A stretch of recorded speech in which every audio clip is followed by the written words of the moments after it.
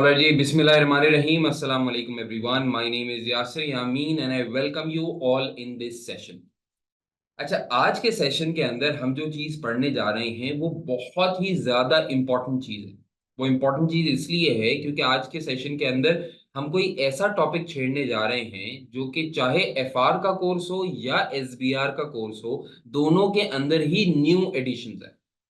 अब कोई भी ऐसा टॉपिक जो कि आपके कोर्स के अंदर नया नया इंट्रोड्यूस हुआ हो और खास तौर पे बड़े दबंग अंदाज में जोर से इंट्रोड्यूस हुआ हो, आजकल दुनिया के अंदर ये हॉट टॉपिक भी हो, तो एग्जामिनर का फेवरेट तरीन टॉपिक ये बाय डिफॉल्ट बन जाता है।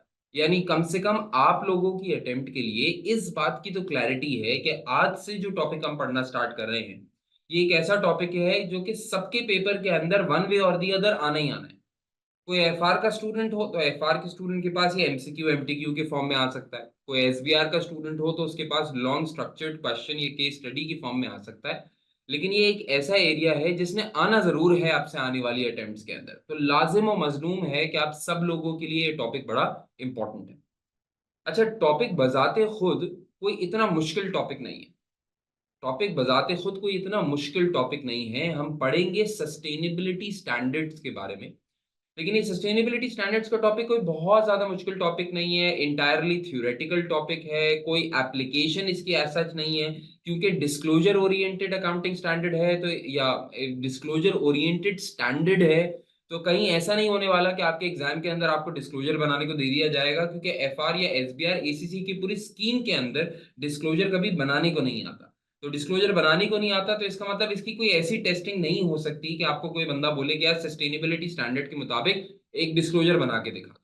हाँ, लेकिन उस डिस्क्लोजर के अंदर क्या होना चाहिए, वो क्यों इंपॉर्टेंट है, उसके अंदर क्या क्रक्स है, ये डेवलप क्यों किया गया दुनिया के अंदर, ये ऐसी नीटी ग्रीटीज हैं जो कि एग्जामिनर आपसे जरूर पूछ सकता है और जरूर पूछेगा। तो हमें ये मेक श्योर करना है कि बेशक ये एक थियोरेटिकल जर्नी है आगे बढ़ने वाली, लेकिन हम इसके ऊपर बहुत अच्छे तरीके से उबूर हासिल करें। एक और बात आपको बताऊं बड़ी फैसिनेटिंग। आप लोग वो दुनिया के अंदर चंद वाहिद लोगों के अंदर से हैं जो कि सस्टेनेबिलिटी स्टैंडर्ड्स के टॉपिक को प्रीएम्प्टली पढ़ रहे हैं। बिल्कुल प्रीएम्प्टिवली पढ़ रहे हैं आप इसको।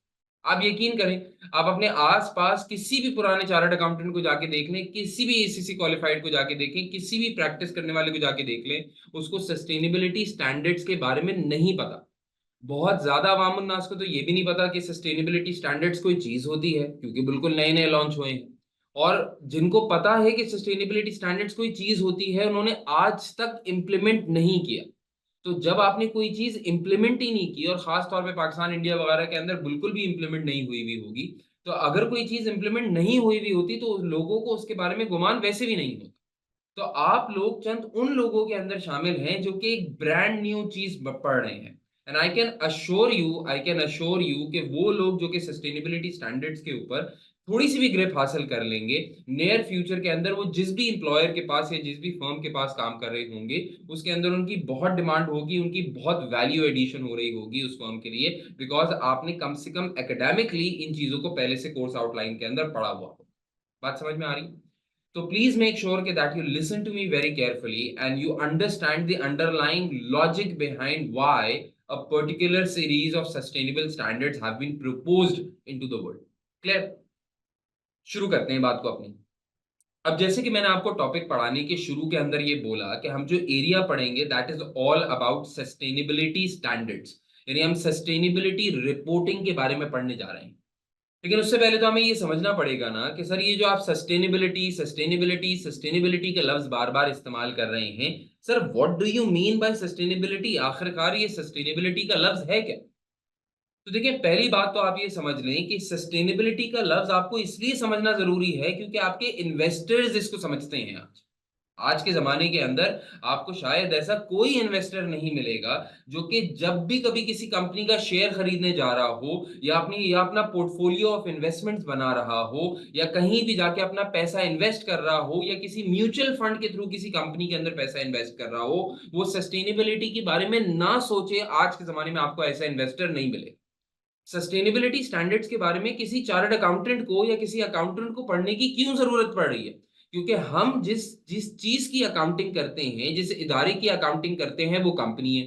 और कंपनी के जो इन्वेस्टर्स हैं आज के ज़माने में वो ये कह रहे हैं कि वी आर कंसर्न्ड कि हमारा पैसा किधर जाके लग रहा है। ये दुनिया के अंदर जो ग्लोबल वार्मिंग का टॉपिक है, ये जो क्लाइमेट चेंज का टॉपिक है, ऐसे सारे के सारे टॉपिक्स ने कुछ ऐसा इम्पैक्ट दुनिया के अंदर लेकर आना है कि इंसान तो हिलेंगे ही हिलेंगे, बल्कि इनके साथ-साथ इदारे भी हिलते चले जाएँगे। कितने सारे ऐसे इदारे हैं और मैं अभी आपको चंद मिसालें देके बताऊँगा, कितने सारे इदारे हैं जो कि क्लाइमेट चेंज की वजह से बिल्कुल हाइली हाइली इफेक्ट होते चले जा रहे हैं। देखो ना पहले ज़माने के अंदर क्या होता था कि अगर कोई लार्ज इंस्टीट्यूशनल इन्वेस्टर है, मिसाल के तौर पे आपका नाम अंबानी साहब है, ठीक है? तो अंबानी साहब के पास अपनी पर्सनल वेल्थ भी बहुत होती होगी। ये अंबानी साहब जो इंस्टीट्यूशनल इन्वेस्टर हैं, ये जाके पैसा लगाते होंगे किसी इन्वेस्टमेंट बैंक के अंदर और इन्वेस्टमेंट बैंकर को ये बोलते होंगे कि भाई तू मेरा पैसा किसी अच्छी सी जगह पे इन्वेस्ट कर दे, किसी अच्छी सी कंपनी के अंदर इन्वेस्ट कर दे या एक पूल ऑफ कंपनीज के अंदर इन्वेस्ट कर दे, वहां से रिटर्न मुझे कमा के दे दो। सही। तो इन्वेस्टमेंट बैंकर्स हों, म्यूचुअल फंड्स हों, पेंशन फंड्स हों, हेज फंड्स हों, ये सब क्या करते थे, ये बड़े-बड़े इन्वेस्टर्स की बात कर रहा हूँ मैं। तो ये institutional investors, investment bankers, mutual funds बड़ी-बड़ी कंपनीज के अंदर जाके इन्वेस्ट किया करते थे। वहां से एक हैंडसम रिटर्न अपने क्लाइंट को कमा के देते थे और उसके साथ-साथ अपना भी कमीशन चार्ज कर लिया करते थे। Now these are very, very, very large businesses.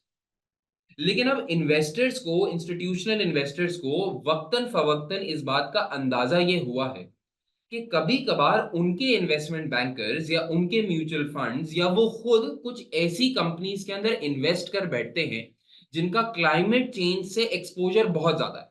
और जब इनका क्लाइमेट चेंज से एक्सपोजर बहुत ज्यादा है तो इनके पैसे डूबने के चांसेस भी बहुत ज्यादा हैं।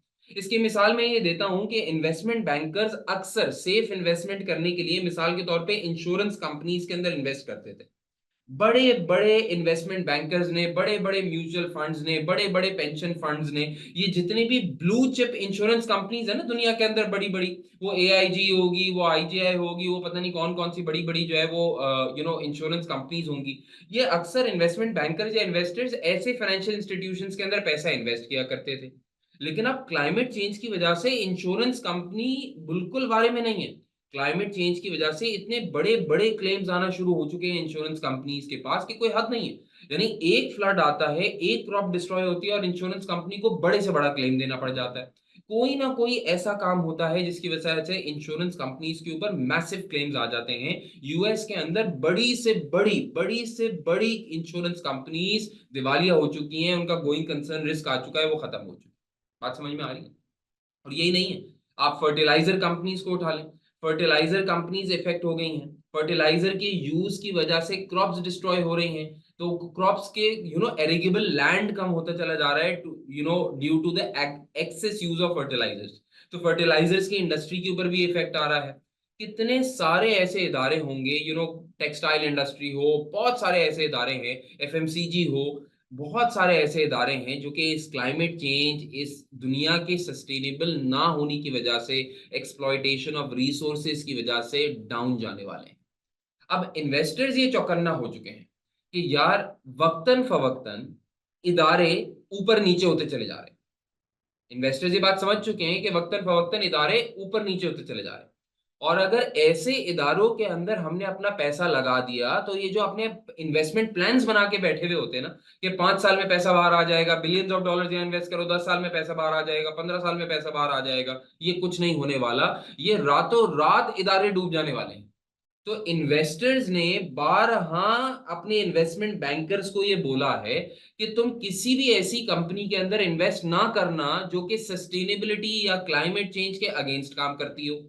तो अब इन्वेस्टमेंट बैंकर्स ने बोला हमें कैसे पता लगेगा कि यार कौन सी कंपनी सस्टेनेबल है और कौन सी कंपनी सस्टेनेबल नहीं है, कौन सी कंपनी क्लाइमेट चेंज से ज्यादा इफेक्टेड है, कौन सी कंपनी क्लाइमेट चेंज से कम इफेक्टेड है, कौन सी कंपनी इन्वायरमेंट को एडवर्सली इफेक्ट करती है, कौन सी कंपनी एडवर्सली इफेक्ट होती है, ये सब हमें कैसे पता चलेगा। तो investment bankers, large institutional investors ने ये कॉल करना स्टार्ट किया, ये डिमांड करना स्टार्ट किया कि हम कंपनीज को, क्योंकि हम बड़े बड़े इन्वेस्टर्स हैं, क्योंकि हम बड़े बड़े शेयर होल्डर्स हैं, तो हम तुमको ये रिक्वायर करते हैं कि हमें सस्टेनेबिलिटी रिपोर्टिंग के बारे में बताओ, हमें अपनी रिसोर्स यूटिलाइजेशन के बारे में बताओ और हमें ये बताओ कि क्लाइमेट चेंज की वजह से इदारे कैसे इफेक्ट होते हैं। तो सारी कहानी का लुब्बे लुबाब क्या है? सारी कहानी का लुब्बे लुबाब ये है कि it is important for companies and their investors to do sustainable business. And क्या कंपनी सस्टेनेबल बिजनेस कर रही है या नहीं कर रही है, ये कैसे पता चलेगा? सस्टेनेबिलिटी स्टैंडर्ड्स के थ्रू पता चलेगा, सस्टेनेबिलिटी रिपोर्टिंग के थ्रू पता चलेगा। अब सस्टेनेबिलिटी का अल्टीमेट ऑब्जेक्टिव क्या है, क्योंकि ये अल्टीमेट ऑब्जेक्टिव मैं आगे लेके कैरी करूंगा, इसी की बेस के ऊपर अकाउंटिंग स्टैंडर्ड बना है। दुनिया में लोग ये कहते हैं कि सस्टेनेबल बिजनेस करने का मतलब ये है कि कुछ ऐसे बिजनेस किया जाए which is without negative impacts on environment. It should not adversely affect the environment, it should not adversely affect the community or society as a whole। अच्छा, अब ये बड़ा ड्रास्टिक शिफ्ट आ रहा है दुनिया की इकोनॉमिक्स के अंदर। आप यकीन करें, दुनिया की इकोनॉमिक्स के अंदर एक बड़ा ड्रास्टिक शिफ्ट आ रहा है। दुनिया के अंदर लार्जली अब चलता था कैपिटलिज्म। यानी हम हमेशा ये F9 के अंदर, FM के पेपर के अंदर मैं पढ़ाता भी हूं ना, कि देखो दुनिया मांगती है, इन्वेस्टर मांगता है शेयर होल्डर्स वेल्थ मैक्सिमाइजेशन। आज से पहले इन्वेस्टर क्या मांग रहा था कि मेरे को अच्छा PAT ला के दो, मेरे को अच्छा रोस ला के दो, मेरे को अच्छा रिटर्न ऑन इन्वेस्टमेंट ला के दो, मैं डिविडेंड पर शेयर देखूंगा, मैं प्राइस प्राइस टू अर्निंग्स देखूंगा, मैं अर्निंग्स यील्ड देखूंगा। आज से पहले इन्वेस्टर सिर्फ ये सोचते थे कि भाई कैपिटलिज्म, पैसा बने पैसा बने पैसा बने पैसा बने। लेकिन अब इन्वेस्टर्स इतने ज्यादा अवेयर हो चुके हैं, इतने ज्यादा डिमांडिंग हो चुके हैं कि दैट दे नो कि अगर कोई भी बिजनेस ऐसा बिजनेस होगा जो कि बेशक आज पैसे कमा रहा हो लेकिन वो एनवायरनमेंट को एडवर्सली इफेक्ट कर रहा है, या वो सोसाइटी को एडवर्सली इफेक्ट कर रहा है, या वो कम्युनिटी को एडवर्सली इफेक्ट कर रहा है, तो ये कल का बिजनेस नहीं है, ये कल का बिजनेस नहीं है, इससे पैसे आज कमा के बाहर निकल जाना है। फिर दूसरी बात, दुनिया के अंदर गवर्नमेंट रेगुलेशंस बहुत स्ट्रांग होती चली जा रही हैं। आप सबको मालूम होगा कि पेरिस अग्रीमेंट हुआ हुआ है, एक डिवोर्स अग्रीमेंट भी हुआ हुआ है 2030 के अंदर। Major actions have to be taken by United Nation associated countries. उस पेरिस अग्रीमेंट के मुताबिक दुनिया के हर गवर्नमेंट ने, ऑलमोस्ट हर गवर्नमेंट ने ये वादा किया हुआ है उस फोरम के ऊपर जाके कि हम अपने नेट कार्बन एमिशंस को गिराएंगे। तो आप, क्योंकि गवर्नमेंट वादा कर चुकी है इंटरनेशनल फोरम के ऊपर, और अक्सर आपको पता है ये वादों की बेसिस के ऊपर वर्ल्ड बैंक ने आपको पैसा दिया हुआ है, IMF ने आपको पैसा दिया हुआ है, एशियन डेवलपमेंट बैंक ने आपको पैसा दिया हुआ है। तो क्योंकि दुनिया की गवर्नमेंट्स ने बहुत सारा पैसा उठाया हुआ है इन वादों के ऊपर कि हम इंश्योर करेंगे कि हमारी इकोनॉमी के अंदर से नेट कार्बन एमिशन जीरो हो रही हो, या हमारे सस्टेनेबल बिजनेस हो रहा हो, तो अब गवर्नमेंट एक्शंस भी बहुत आते चले जा रहे हैं सस्टेनेबिलिटी के ऊपर। इसका असल मकसद यही है कि please do business but do not compromise the future. हो सकता है इकोनॉमिकली अगर आपने आज से एफिशिएंटली अपनी रिसोर्सेज को इस्तेमाल नहीं करना स्टार्ट किया, तो it will lead towards a market failure, it will lead towards a market failure. बात समझ में आती? एक सवाल आ रहा है बीच में, सर इसमें तो रिस्क हाई होगा ना, तो वो सस्टेनेबल बिजनेस क्यों करेंगे? भाई देखो, सस्टेनेबल बिजनेस ही करेंगे बिकॉज मैं आपको मिसालें दे दे के बताता हूं कि अनसस्टेनेबल बिजनेस क्यों दुनिया में अब आगे चल नहीं सकता। अच्छा, ये बड़ी क्लियर बात है कि हर इदारा सस्टेनेबल या एनवायरमेंटल फ्रेंडली रिस्क्स के ऊपर पूरा नहीं उतरता। यानी हर इदारा इक्वली एक्सपोज नहीं है।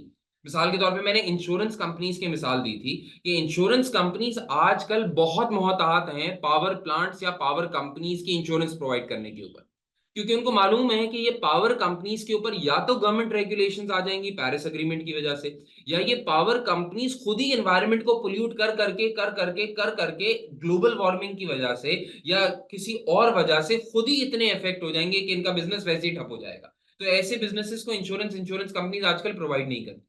लेकिन मैंने आपको इंश्योरेंस तो एक मिसाल दी है ना, बहुत सारे बिजनेसेस ऐसे हैं जो कि क्लाइमेट चेंज की वजह से हाईली अफेक्टेड है, such as power company, such as insurance companies. लेकिन बहुत सारे बिजनेसेस ऐसे हैं जो कि क्लाइमेट चेंज की वजह से कम अफेक्टेड है। मिसाल के तौर पे मेरा बिजनेस है या मेरा काम है आपको पढ़ाना। तो टीचिंग बिजनेस अगर सस्टेनेबिलिटी के पैरामीटर के ऊपर देखा जाए तो ये लेस तरीन एक्सपोज्ड है as compare to an insurance company.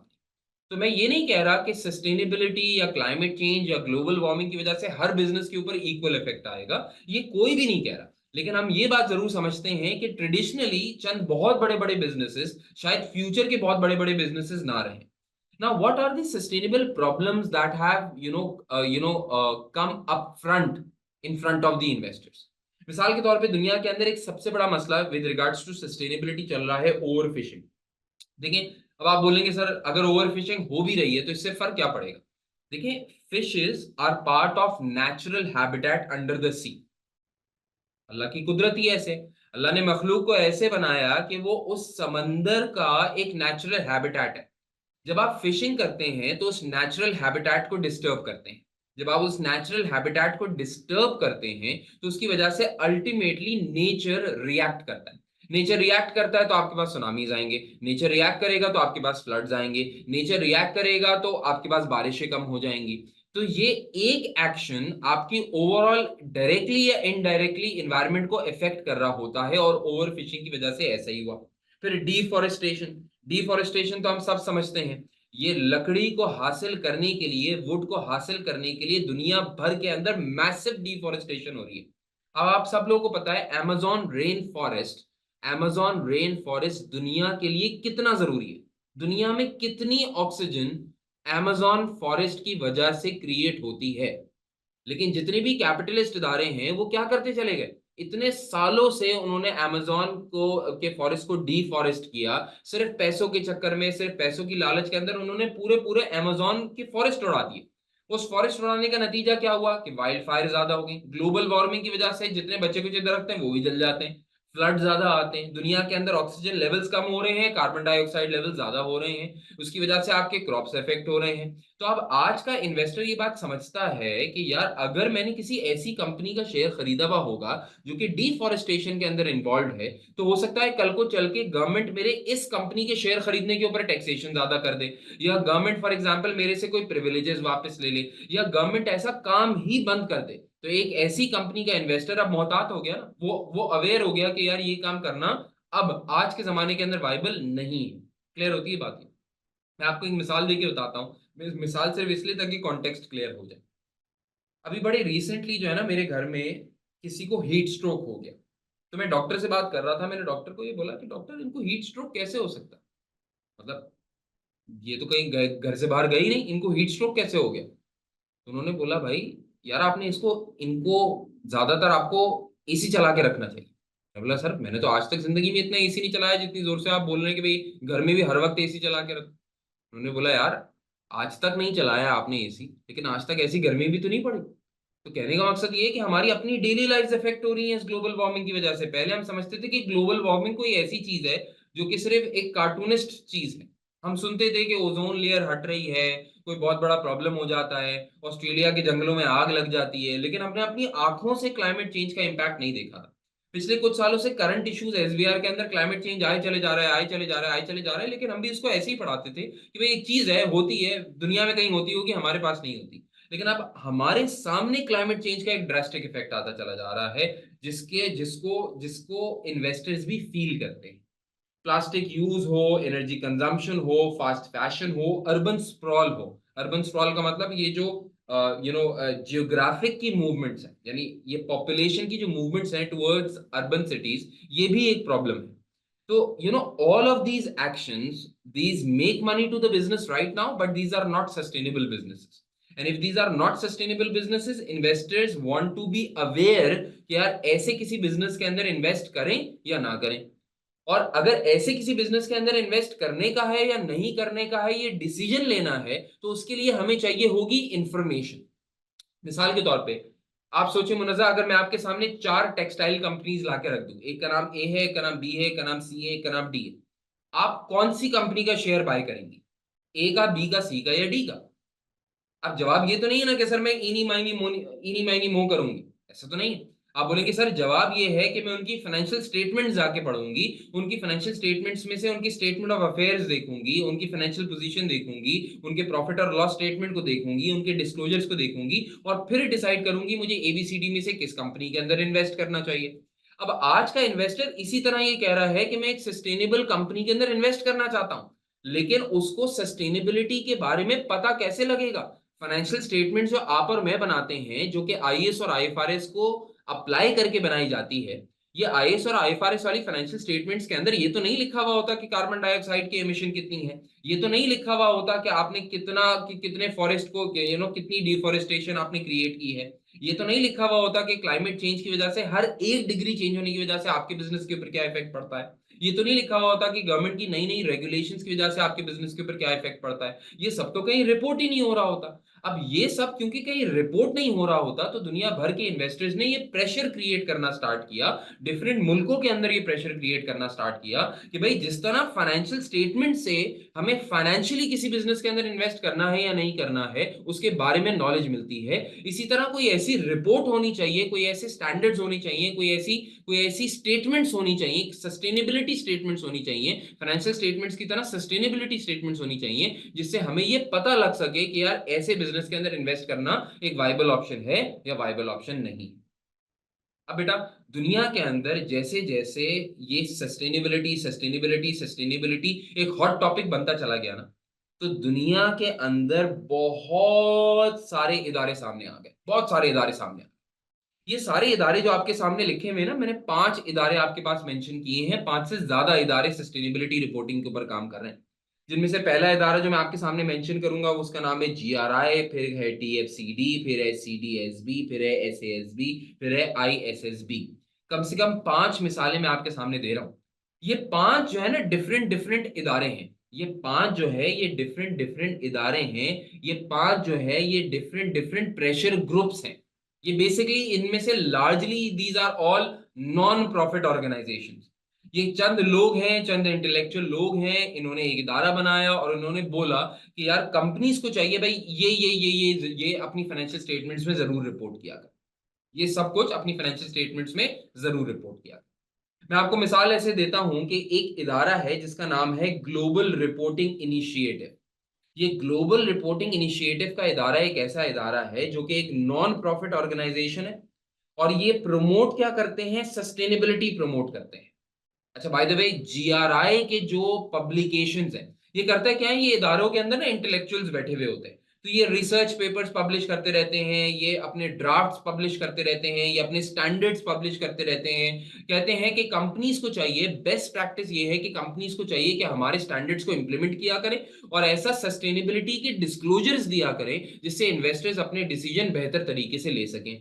By the way, 5 type के इदारे मैंने आपके सामने लिखे हैं, और इन 5 टाइप के इदारों में से जो सबसे ज्यादा हाईली हाईली फॉलोड इदारा है, यानी जिस इदारे की पब्लिकेशंस, जिस इदारे के स्टैंडर्ड सबसे ज्यादा फॉलो किए जाते हैं दुनिया में, वो है GRI. More than 4000 companies are using the standards, the sustainability standards that have been provided by GRI. GRI ने क्या किया है कि अपने सारे के सारे सस्टेनेबिलिटी स्टैंडर्ड्स, अच्छा आप सोच रहे होंगे सर सस्टेनेबिलिटी स्टैंडर्ड्स का क्या मतलब। देखो, हमें देना है सस्टेनेबिलिटी के ऊपर डिस्क्लोजर। हमें क्या देना है, सस्टेनेबिलिटी के ऊपर डिस्क्लोजर। अब इस डिस्क्लोजर के अंदर, इस नोट्स टू दी अकाउंट्स के अंदर क्या क्या चीजें शामिल होनी चाहिए हैं, ये कौन बताएगा, ये बताएंगे सस्टेनेबिलिटी स्टैंडर्ड्स।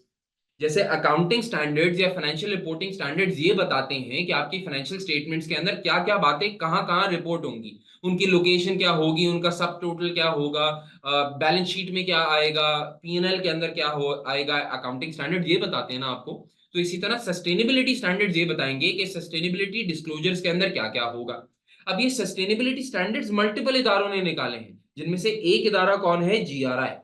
जीआरआई ने जो स्टैंडर्ड्स पब्लिश किए दुनिया के अंदर, उनको 4 कैटेगरीज के अंदर तोड़ दिया। एक कैटेगरी का नाम बना दिया हंड्रेड्स, एक कैटेगरी का नाम बना दिया 200s, एक कैटेगरी का नाम बना दिया 300s, एक कैटेगरी का नाम बना दिया 400s। ये ऐसे ही है जैसे IS1 होता है, 2 होता है, 3 होता है, 4 होता है, 5 होता है, 6 होता है। लेकिन इसके पीछे कोई लॉजिक नहीं है कि भाई IS 1 2 3 4 5 ही क्यों है, IS ABCD क्यों नहीं है, बस है, ऐसे ही है। फिर इसी तरह IS 41 तक ही है, फिर IFRS आ जाते हैं, लेकिन ये ऐसी नंबर्स है ना। तो इसी तरह जीआरआई वालों ने भी अपने सस्टेनेबिलिटी स्टैंडर्ड्स को एक सिस्टम के अंदर लेकर, और सिस्टम क्या बनाया कि उन्होंने 4 कैटेगरीज बना दी। जो पहली कैटेगरी है ना हंड्रेड्स की, इट्स 100 की कैटेगरी का नाम है यूनिवर्सल स्टैंडर्ड्स। यूनिवर्सल स्टैंडर्ड्स का मतलब ये वो टाइप के डिस्क्लोजर्स हैं, ये वो टाइप के स्टैंडर्ड्स हैं, ये वो टाइप की कैटेगरी ऑफ डिस्क्लोजर्स हैं which everyone should provide. Everyone should provide, regardless कि आप इंश्योरेंस कंपनी की सस्टेनेबिलिटी रिपोर्टिंग कर रहे हैं, या आप टेक्सटाइल इंडस्ट्री की जो है सस्टेनेबिलिटी रिपोर्टिंग कर रहे हैं, या आप यूनिलीवर की सस्टेनेबिलिटी डिस्क्लोजर बना रहे हैं। 100 की सीरीज वो सीरीज है जो कि यूनिवर्सल स्टैंडर्ड्स हैं, इनके ऊपर डिस्क्लोजर सबने देना है जो कि जीआरआई को फॉलो करते हैं। फिर एक कैटेगरी है 200 की। 200 की कैटेगरी के अंदर आप इकोनॉमिक टॉपिक्स बताएंगे, 300 की कैटेगरी के अंदर इन्वायरमेंटल टॉपिक्स बताएंगे, 400 की कैटेगरी के अंदर सोशल टॉपिक्स बताएंगे। मैं फिर बोल देता हूं, 200 की कैटेगरी के अंदर आ रहे हैं जीआरआई के मुताबिक इकोनॉमिक टॉपिक्स, 300 की कैटेगरी के अंदर इन्वायरमेंटल टॉपिक्स आएंगे, ठीक होती है बात, और 400 की कैटेगरी के अंदर सोशल टॉपिक्स आएंगे। अच्छा बाय द वे ये मैं आपको बता दूं, 200, 300 और 400 वॉलंटरी है, वॉलंटरी है, ठीक है। मैंने गूगल पे जाके चंद, जैसे एक ब्लैक रॉक कंपनी है, मैं उसके फाइनेंशियल स्टेटमेंट्स, उसके सस्टेनेबिलिटी डिस्क्लोजर्स को दे रहा था, तो उसने अपने 200, 300, 400 को डिस्क्लोज किया हुआ था, और साथ में लिखा हुआ भी था कि the management of the company has voluntarily chosen to provide these disclosures. तो ये वॉलंटरी है, ये मैंडेटरी नहीं है। 100 सब पे मैंडेटरी है जो जीआरआई के अकाउंटिंग, जो जीआरआई के रिपोर्टिंग स्टैंडर्ड्स को फॉलो करते हैं। क्लियर होती है बात। इकोनॉमिक के अंदर मिसाल के तौर पे हम ये बताएंगे कि कितना इकोनॉमिक लॉस होता है क्लाइमेट चेंज की वजह से। मिसाल के तौर पे एनवायरमेंटल के अंदर हम ये बता रहे होंगे कि कार्बन डाइऑक्साइड इमिशन हमारी कितनी है, हमारे सप्लायर्स की कितनी है, हमारे कस्टमर्स की कितनी है। सोशल टॉपिक्स के अंदर आप ये बताएंगे कि जेंडर डाइवर्सिटी आपके दायरे के अंदर है या नहीं है, आप ब्लैक पीपल को, व्हाइट पीपल को हायर करते हैं या नहीं करते, डिफरेंट सेक्स के, डिफरेंट लैंग्वेजेस के लोगों को हायर करते हैं या नहीं करते, वुमेन एम्पावरमेंट फॉर एग्जांपल करते हैं या नहीं करते। तो ये सारे सोशल टॉपिक्स हैं जिनके बारे में डिस्क्लोजर देने को कहता है, प्रपोज करता है जीआरआई। क्लियर होती है बात। अच्छा एक बात याद रखना, GRI in itself is not mandatory for companies to follow। GRI के जो भी स्टैंडर्ड्स हैं वो हर कंपनी के ऊपर फॉलो करना जरूरी नहीं है, but in some European company countries they are required, but in some countries they are required by law। जैसे यूरोप की अक्सर कंट्रीज के अंदर जीआरआई के अकाउंटिंग स्टैंडर्ड्स को फॉलो करना ये चंद स्टेट्स ने लाजिम करार दिया हुआ है, तो उनको फॉलो करना ही करना पड़ता है। क्लियर होती है बात ये। इसी तरह दुनिया के अंदर एक और इदारा है, और दुनिया के उस इदारे का नाम है टीएफसीडी, या task force on climate related disclosures. अच्छा टीएफसीडी वाले जो है ना, वो टीएफसीडी प्राइमरली फोकस करते हैं रिस्क एंड अपॉर्चुनिटीज इन्वेस्टर्स जो फेस करेंगे ड्यू टू क्लाइमेट चेंज। यानी टीएफसीडी ने जो स्टैंडर्ड्स डिस्क्लोजर के लिए पब्लिश किए उनका ताल्लुक सोशल स्टैंडर्ड से नहीं है, यानी वो जेंडर डाइवर्सिटी के ऊपर बात नहीं कर रहे, वो for example equal opportunity, equal employment opportunity के बारे में बात नहीं कर रहे, वो वुमेन एम्पावरमेंट के बारे में बात नहीं कर रहे। टीएफसीडी एक ऐसा इदारा है जिसने सस्टेनेबिलिटी डिस्क्लोजर्स के बारे में सस्टेनेबल स्टैंडर्ड्स दिए, लेकिन इनका फोकस एरिया क्या है, क्लाइमेट चेंज, इसके अलावा इधर उधर नहीं देखते। There are some necessary disclosures that must be given by every company, and in some regions it has been made mandatory। और जाहिर सी बात है ये स्टैंडर्ड्स बड़े अच्छे स्टैंडर्ड्स होंगे ना, ये स्टैंडर्ड्स बड़े अच्छे स्टैंडर्ड्स होंगे तभी तो दुनिया की अक्सर गवर्नमेंट्स ने इनको लाजिम करार दिया। क्लियर होती है बात। इनके अंदर 4 स्ट्रक्चर्ड एरियाज हैं फॉर डिस्क्लोजर। ये कहते हैं आप जो भी डिस्क्लोजर देंगे ये 4 हेडिंग्स के अंदर देंगे। आपकी गवर्नेंस कैसी है, आपकी स्ट्रैटेजी कैसी है, आपकी रिस्क मैनेजमेंट कैसी है, और आपकी मेट्रिक्स एंड टारगेट्स कैसे हैं विद रिगार्ड्स टू सस्टेनेबिलिटी। अब आप ये पूछेंगे मुझसे कि सर ये गवर्नेंस में क्या रिपोर्ट होगा, स्ट्रैटेजी में क्या रिपोर्ट होगा, risk management, metrics and targets के अंदर क्या रिपोर्ट होगा। मैं अभी थोड़ी देर में बताता हूँ कि इसमें रिपोर्टिंग करनी कैसे और एग्जामिनर का सवाल आएगा कैसे इसके ऊपर। ठीक है, याद रखना TFCD focuses on enhanced guidance that can be incorporated into existing frameworks। TFCD का ऑब्जेक्टिव ये है कि वो ये कहते हैं कि अगर तुम चाहो ना तो हमारे स्टैंडर्ड तुम बोरो भी कर सकते हो। ये बड़ा इंपॉर्टेंट पॉइंट है। TFCD की विजन मिशन स्टेटमेंट ये कह रही है कि these ideas can be borrowed, these ideas can be borrowed। वो कह रहे हैं हम एक लार्जर इंटरेस्ट में काम कर रहे हैं, और अगर हम एक लार्जर इंटरेस्ट में काम कर रहे हैं तो हम ये नहीं कह रहे कि वो कंपनी जो कि सस्टेनेबिलिटी डिस्क्लोजर फॉलो करे और हमको फॉलो करे वो हमारे पैटर्न को ही फॉलो करे। वो ये कहते हैं कि अगर कोई मुल्क ऐसा है जो कि अपने स्टैंडर्ड्स बनाना चाहता है तो हमें कोई मसले की बात नहीं है, हमारी कॉपी कर लो, हमसे वो चीज ले लो, हम ओपन सोर्स कर देते हैं इसको। ठीक है, और ये बड़ी इंपॉर्टेंट बात है कि ओपन सोर्स कर दिया है टीएफसीडी ने इसको, क्योंकि इस बात का ताल्लुक मैं आगे चल के कहीं बड़ी इंपॉर्टेंट तरीके से आपको बताऊंगा। फिर इसी तरह एक इदारा है जिसका नाम है क्लाइमेट डिस्क्लोजर स्टैंडर्ड्स बोर्ड। अब आप ये बोलेंगे सर, एक इदारा है जिसका नाम है टीएफसीडी, एक इदारा है जिसका नाम है सीडीएसबी, दोनों क्लाइमेट रिलेटेड इंफॉर्मेशन प्रोवाइड कर रहे हैं, तो अगर दोनों का ऑब्जेक्टिव एक ही है तो दो इदारे क्यों हैं? भाई ये किसी और मुल्क में फॉर्म हुआ हुआ होगा, ये किसी और मुल्क में फॉर्म हुआ हुआ होगा। दुनिया के अंदर कोई रोक टोक तो नहीं है ना कि एक से ज्यादा दुनिया के अंदर ऐसे इदारे हो सकते हैं जो कि कोई भी डिस्क्लोजर के स्टैंडर्ड्स प्रपोज किया करें। I mean, at the end of the day, these are all academic इदारास. These are all academic इदारास. ये सिर्फ पढ़े लिखे लोग हैं, इंटेलेक्चुअल्स हैं, जो कि सिर्फ प्रपोज कर रहे हैं ये चीजें, यार दुनिया के अंदर ऐसे होना चाहिए। अब कोई फॉलो कर लेता है टीएफसीडी को, कोई फॉलो कर लेता है सीडीएसबी को, कोई फॉलो कर लेता है मिक्स को, या जहां जहां, क्योंकि मैंने आपको बताया ये सारे के सारे स्टैंडर्ड्स वॉलेंट्री हैं, मैंडेटरी नहीं है। तो जब तक दुनिया की मेजर गवर्नमेंट्स इसको ये नहीं कह देती कि इनको फॉलो करना जरूरी है, तब तक people feel free to use them. Companies use them because investors की रिक्वायरमेंट है। They do not use these type of standards because law requires them. So in majority of the countries investors बोल रहे हैं कि sustainability disclosure दो, law ने अभी तक मैंडेटरी नहीं किया है। सीडीएसबी क्या करता है? They tend to promote the alignment of financial and non-financial information. CDSB का टारगेट ये था कि किसी तरह फाइनेंशियल स्टेटमेंट्स जो अकाउंटेंट्स पब्लिश करते हैं और सस्टेनेबिलिटी रिपोर्ट्स जो कि फॉर एग्जांपल टीएफसीडी को फॉलो करके या जीआरआई को फॉलो करके बनती है, इन दोनों के दरमियान एक लिंक क्रिएट हो जाए, ताकि जो बंदा सस्टेनेबिलिटी स्टैंडर्ड की रिपोर्ट पढ़े उसको लिंक हो रहा हो कि अच्छा, वो जो फाइनेंशियल स्टेटमेंट के अंदर मुझे इंपेयरमेंट नजर आ रही थी, वो सस्टेनेबिलिटी डिस्क्लोजर के अंदर इस वाकये की वजह से आई है। बात समझ में आ रही है? अगर फाइनेंशियल स्टेटमेंट्स में कहीं मैनेजमेंट ने ये डिस्क्लोजर दिया हुआ है कि the company is doing redundancy, the company is doing restructuring, तो वो रीस्ट्रक्चरिंग क्यों हुई? अगर वो क्लाइमेट चेंज की वजह से हुई है तो सस्टेनेबिलिटी रिपोर्ट में से जाके वो नजर आ जाए। इस बात की अलाइनमेंट होनी चाहिए, और इस बात की कोरिलेशन के ऊपर काम कौन कर रहा है? सीडीएसबी काम कर रहा है। देखो, companies do cover climate related risk in their narrative reporting.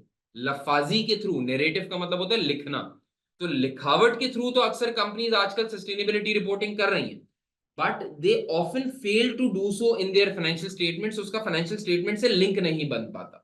तो या तो इन्वेस्टर फाइनेंशियल स्टेटमेंट्स को सेपरेटली रीड किया करे और सस्टेनेबिलिटी रिपोर्ट को सेपरेटली रीड किया करे। इन दैट केस उसको खुद लिंकेज बनानी पड़ेगी इन दो स्टेटमेंट्स के दरमियान।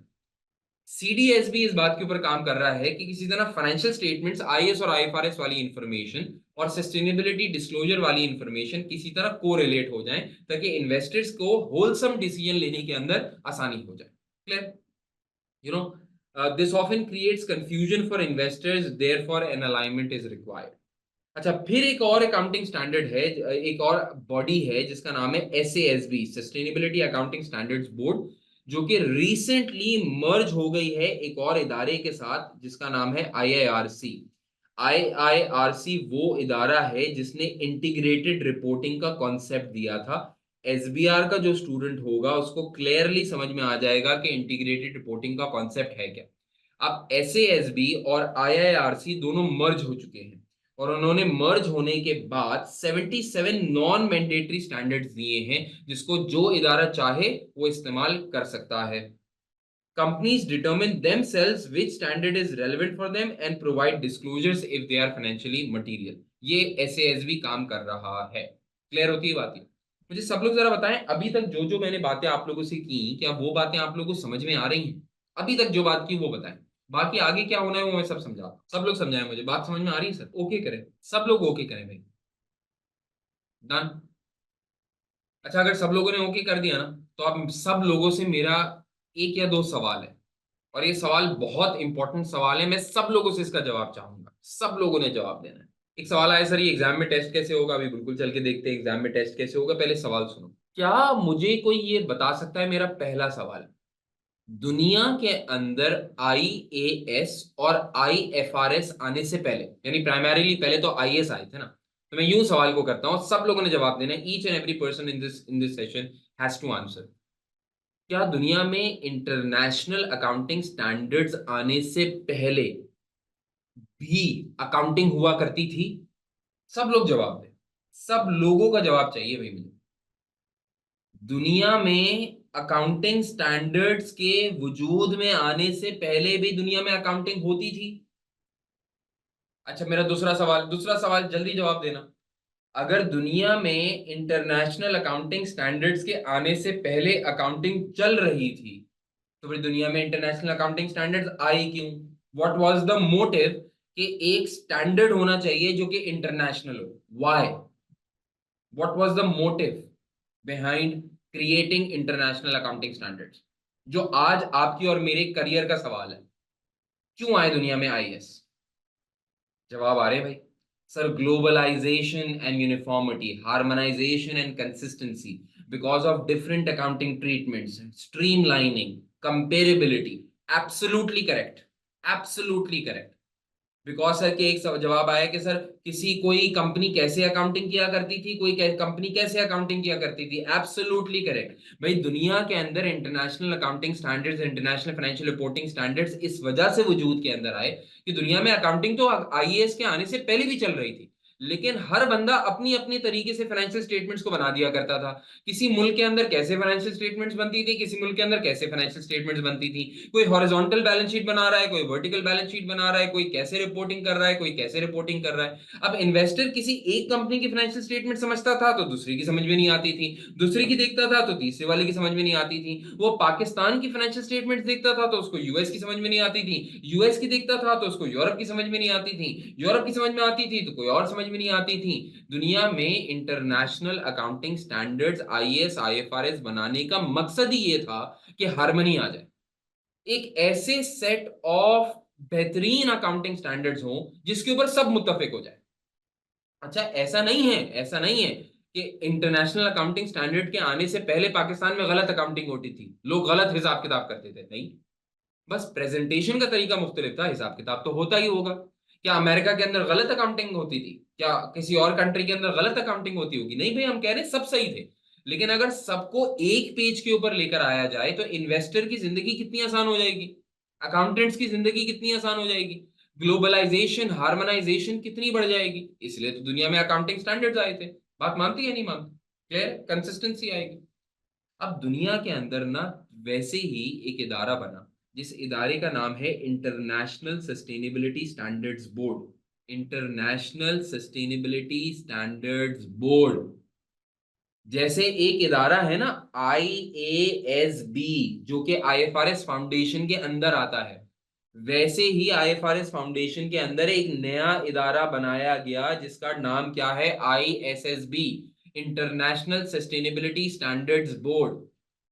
इंटरनेशनल सस्टेनेबिलिटी स्टैंडर्ड्स बोर्ड को दुनिया के मुख्तलिफ ममालिक ने एजेंडा ये दिया, टारगेट ये दिया कि देखो, हम सब ये बात समझते हैं कि इन्वेस्टर्स को सस्टेनेबिलिटी से रिलेटेड इंफॉर्मेशन चाहिए, लेकिन साला कोई जीआरआई फॉलो करता है, कोई टीएफसीडी फॉलो करता है, कोई सीडीएसबी फॉलो करता है, कोई आईआरसी फॉलो करता है, कोई थोड़ा ये फॉलो करता है, कोई थोड़ा ये फॉलो करता है, कोई थोड़ा ये फॉलो करता है, कोई थोड़ा ये फॉलो करता है। दुनिया के मेजर ममालिक ने आईएफआरएस फाउंडेशन को ये बोला कि हम इस बात को अग्री करते हैं कि टीएफसीडी भी सही है, जीआरआई भी सही है, एसएएसबी भी सही है, सीएफसीडीएसबी भी सही है, सब सही है, लेकिन सबके तौर तरीके मुख्तलिफ हैं। और क्योंकि सबके तौर तरीके मुख्तलिफ हैं तो दुनिया के अंदर कंसिस्टेंसी, हार्मोनाइजेशन नहीं आ पा रही। तो भाई आईएसबी को बोला गया, आईएफआरएस फाउंडेशन को बोला गया कि आप लोगों ने दुनिया के अंदर पहले भी तो एक कारनामा दिखाया हुआ है। दुनिया की जितनी भी अकाउंटिंग के तरीकेकार हुआ करते थे उनमें से मतलब 90% से ज्यादा मुल्कों को आप स्ट्रीमलाइन कर चुके हैं आज तक अकाउंटिंग इंफॉर्मेशन के बारे में। तो यही काम आप क्यों नहीं कर लेते? आप सस्टेनेबिलिटी स्टैंडर्ड्स क्यों मुतारिफ नहीं कराते कि जो कि हर जगह की अच्छी अच्छी बातों को उठाए और एक इंटरनेशनल स्टैंडर्ड बनाते? बात समझ में आ रही है? आईएसएसबी को फॉर्म करने के पीछे टारगेट क्या है? आईएसएसबी को फॉर्म करने के पीछे टारगेट ये है कि क्योंकि आईएफआरएस फाउंडेशन का एक पहले सक्सेस रह चुकी है आईएस और आईएफआरएस दुनिया के अंदर बनाने के अंदर, तो इनको ये टारगेट सौंपा गया है कि आप सारी बॉडीज से बात करें, आप सारी बॉडीज की सारी अच्छी अच्छी चीजें एक जगह जाके जमा कर दें और आप सस्टेनेबिलिटी स्टैंडर्ड्स को पब्लिश कर दें। आज नहीं तो कल गवर्नमेंट से कह रही है कि हम आईएसएसबी के पब्लिश किए गए सस्टेनेबिलिटी स्टैंडर्ड्स को मैंडेटरी करार दे देंगे, जैसे कि हमने आईएएस और आईएफआरएस को फॉलो करना मैंडेटरी करार दे दिया है। बात समझ में आ रही है तुम सब लोगों को? तो दुनिया में एक नया इदारा फॉर्म हो चुका है जिसका नाम क्या है? आईएसएसबी। आईएसएसबी करता क्या है और ये फॉर्म कब हुआ?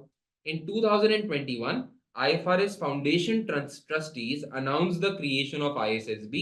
ISSB is responsible for setting sustainability disclosure standards. ये स्टैंडर्ड्स बनाएंगे जिसकी बेसिस के ऊपर डिस्क्लोजर जाएंगे फाइनेंशियल स्टेटमेंट्स के अंदर with regards to sustainability. Clear होती है बात? ये डन। आईएसएसबी बड़ा एम्पावर्ड इदारा है। आईएसएसबी के ऊपर आईएसबी वालों का कोई प्रेशर नहीं है। आईएसबी अलग एरिया है, आईएसएसबी अलग एरिया है। They have the autonomy to create disclosures. वो टेक्निकल एजेंडा भी खुद डिसाइड करते हैं और सारे सस्टेनेबिलिटी मैटर्स को वो खुद रेगुलेट करते हैं, खुद इंडिपेंडेंटली उसको चलाते हैं। आईएसबी का उन पे कोई जोर नहीं है। ये वही सेम स्ट्रिंजेंट प्रोसेस फॉलो करते हैं सस्टेनेबिलिटी स्टैंडर्ड्स बनाने के लिए जो प्रोसेस फॉलो होता है फॉर आईएफआरएस। आप लोगों ने सुना होगा मेरे किसी लेक्चर के अंदर कि एक्सपोजर ड्राफ्ट्स बनाए जाते हैं, कमिटीज को बुलाया जाता है, दुनिया की मेजर अकाउंटिंग बॉडीज को स्टैंडर्ड्स रिव्यू करवाए जाते हैं, फिर कोई अकाउंटिंग स्टैंडर्ड पब्लिश होता है। इसी तरह सस्टेनेबिलिटी स्टैंडर्ड्स भी ऐसा नहीं है कि एक दिन चंद लोगों ने सस्टेनेबिलिटी स्टैंडर्ड लिखा और पब्लिश हो गया, नहीं। Years of negotiation, years of review लगाया गया है इन सस्टेनेबिलिटी स्टैंडर्ड्स के ऊपर, तब जाके ये सस्टेनेबिलिटी स्टैंडर्ड्स दुनिया के अंदर रिलीज हुए हैं। Clear? These standards will act as a comprehensive global baseline for disclosures. अच्छा एक बात बताओ, ये जो सस्टेनेबिलिटी स्टैंडर्ड्स आईएसएसबी ने बनाए हैं, क्या ये पॉसिबल है कि इन सस्टेनेबिलिटी स्टैंडर्ड्स जो कि आईएसएसबी ने बनाए, ये जो बात कह रहे हैं इनमें और बाकी बॉडीज जो बात कह रही हैं इनमें सिमिलैरिटी हो? क्या ये बात हो सकती है? हाँ या ना में जवाब दीजिए। क्या ये बात हो सकती है? बिल्कुल हो सकती है। बल्कि मैं आपको सच बात ये बताऊं, आईएसएसबी ने जितने भी सस्टेनेबिलिटी स्टैंडर्ड्स बनाए वो एक्चुअली इन्होंने किया क्या है, और मैं आगे चल के आपको प्रूव भी करके दिखाऊंगा। इन्होंने हर जगह के ना अच्छे अच्छे टॉपिक्स उठा लिए और हर जगह के अच्छे अच्छे टॉपिक्स को एक पेज के ऊपर लेकर आ गए और बोला है ये इंटरनेशनल सस्टेनेबल स्टैंडर्ड्स है। बात समझ में आ रही? सो basically development of ISSB standards will provide for a common language for sustainability information to enable comparable and consistent disclosures.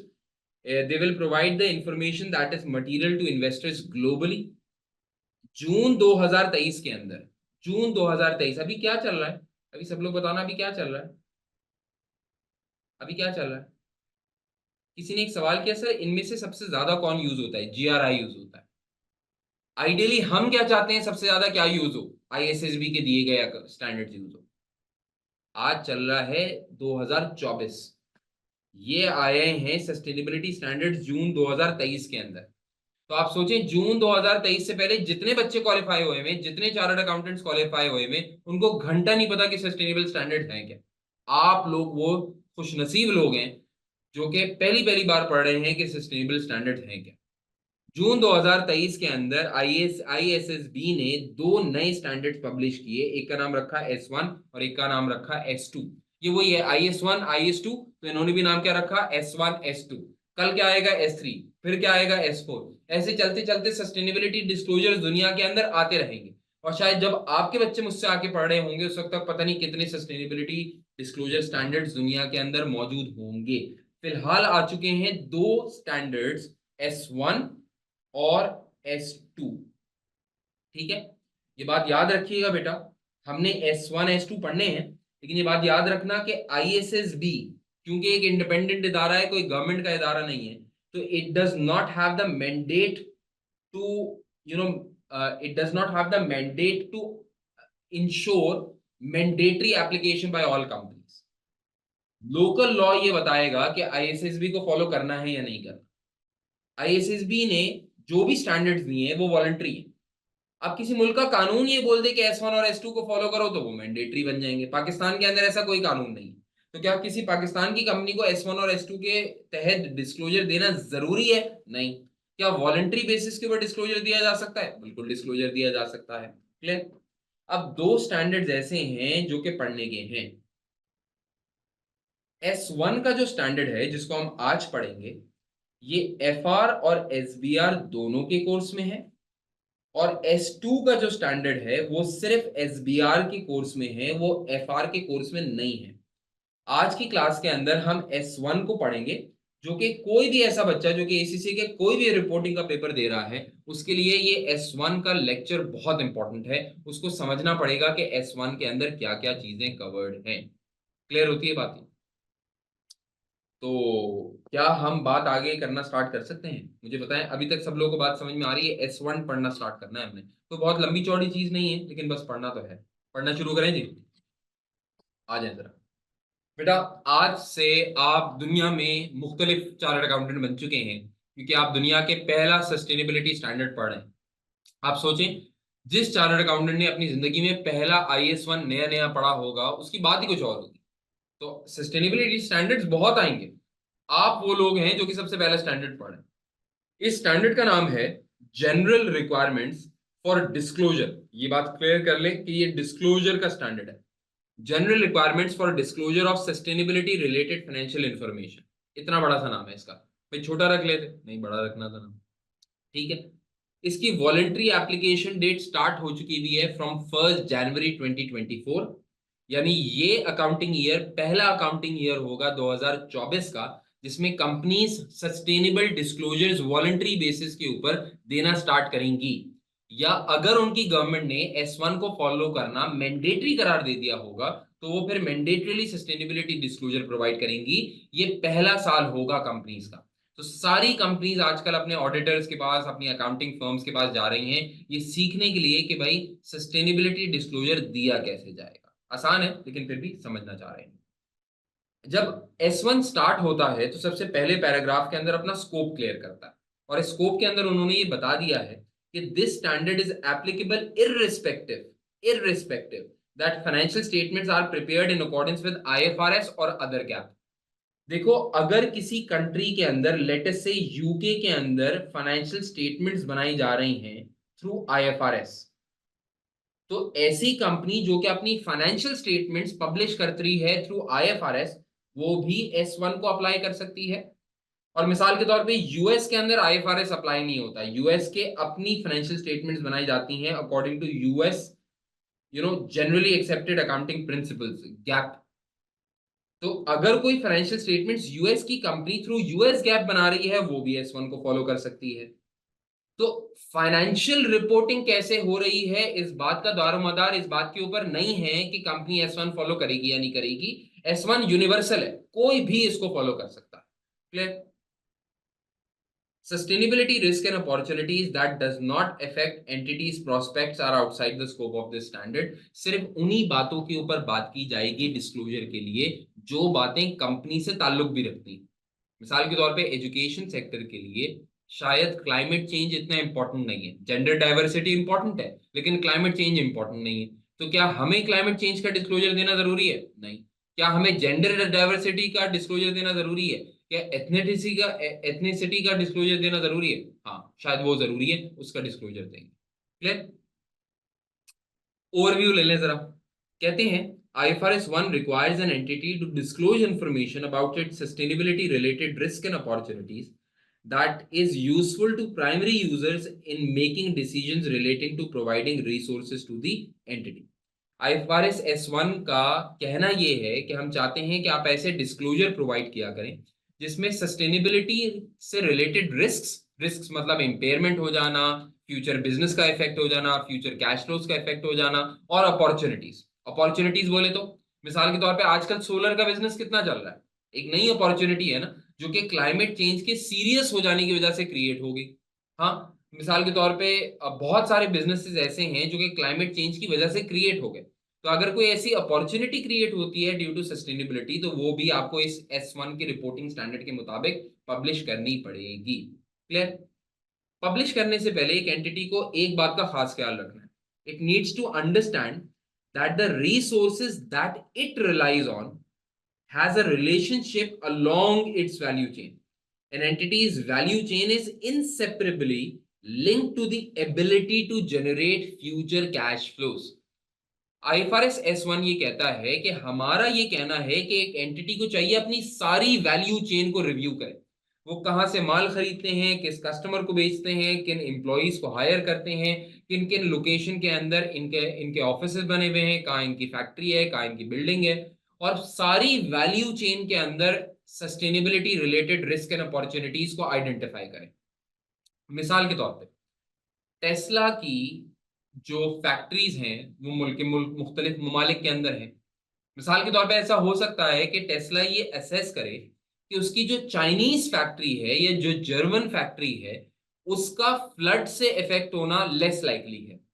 लेकिन मिसाल के तौर पे उसकी जो लेट्स से इंडोनेशिया की फैक्ट्री है, आई डोंट नो कि वहां फैक्ट्री है या नहीं है, लेकिन लेट्स से उसकी जो इंडोनेशिया की फैक्ट्री है वो बहुत ज्यादा हाईली ससेप्टेबल है टुवर्ड्स फ्लड्स या टुवर्ड्स रिस्क। हाँ, तो आपको अपनी सारी वैल्यू चेन को कंसिडर करना है। आपकी फैक्ट्रीज किधर है, आपकी प्रोडक्शन किधर से होती है, आपका रॉ मटेरियल किधर से आता है, सारी वैल्यू चेन को खंगालें और देखें कि क्या क्या सस्टेनेबिलिटी रिस्क एंड अपॉर्चुनिटीज आपके सामने आती है।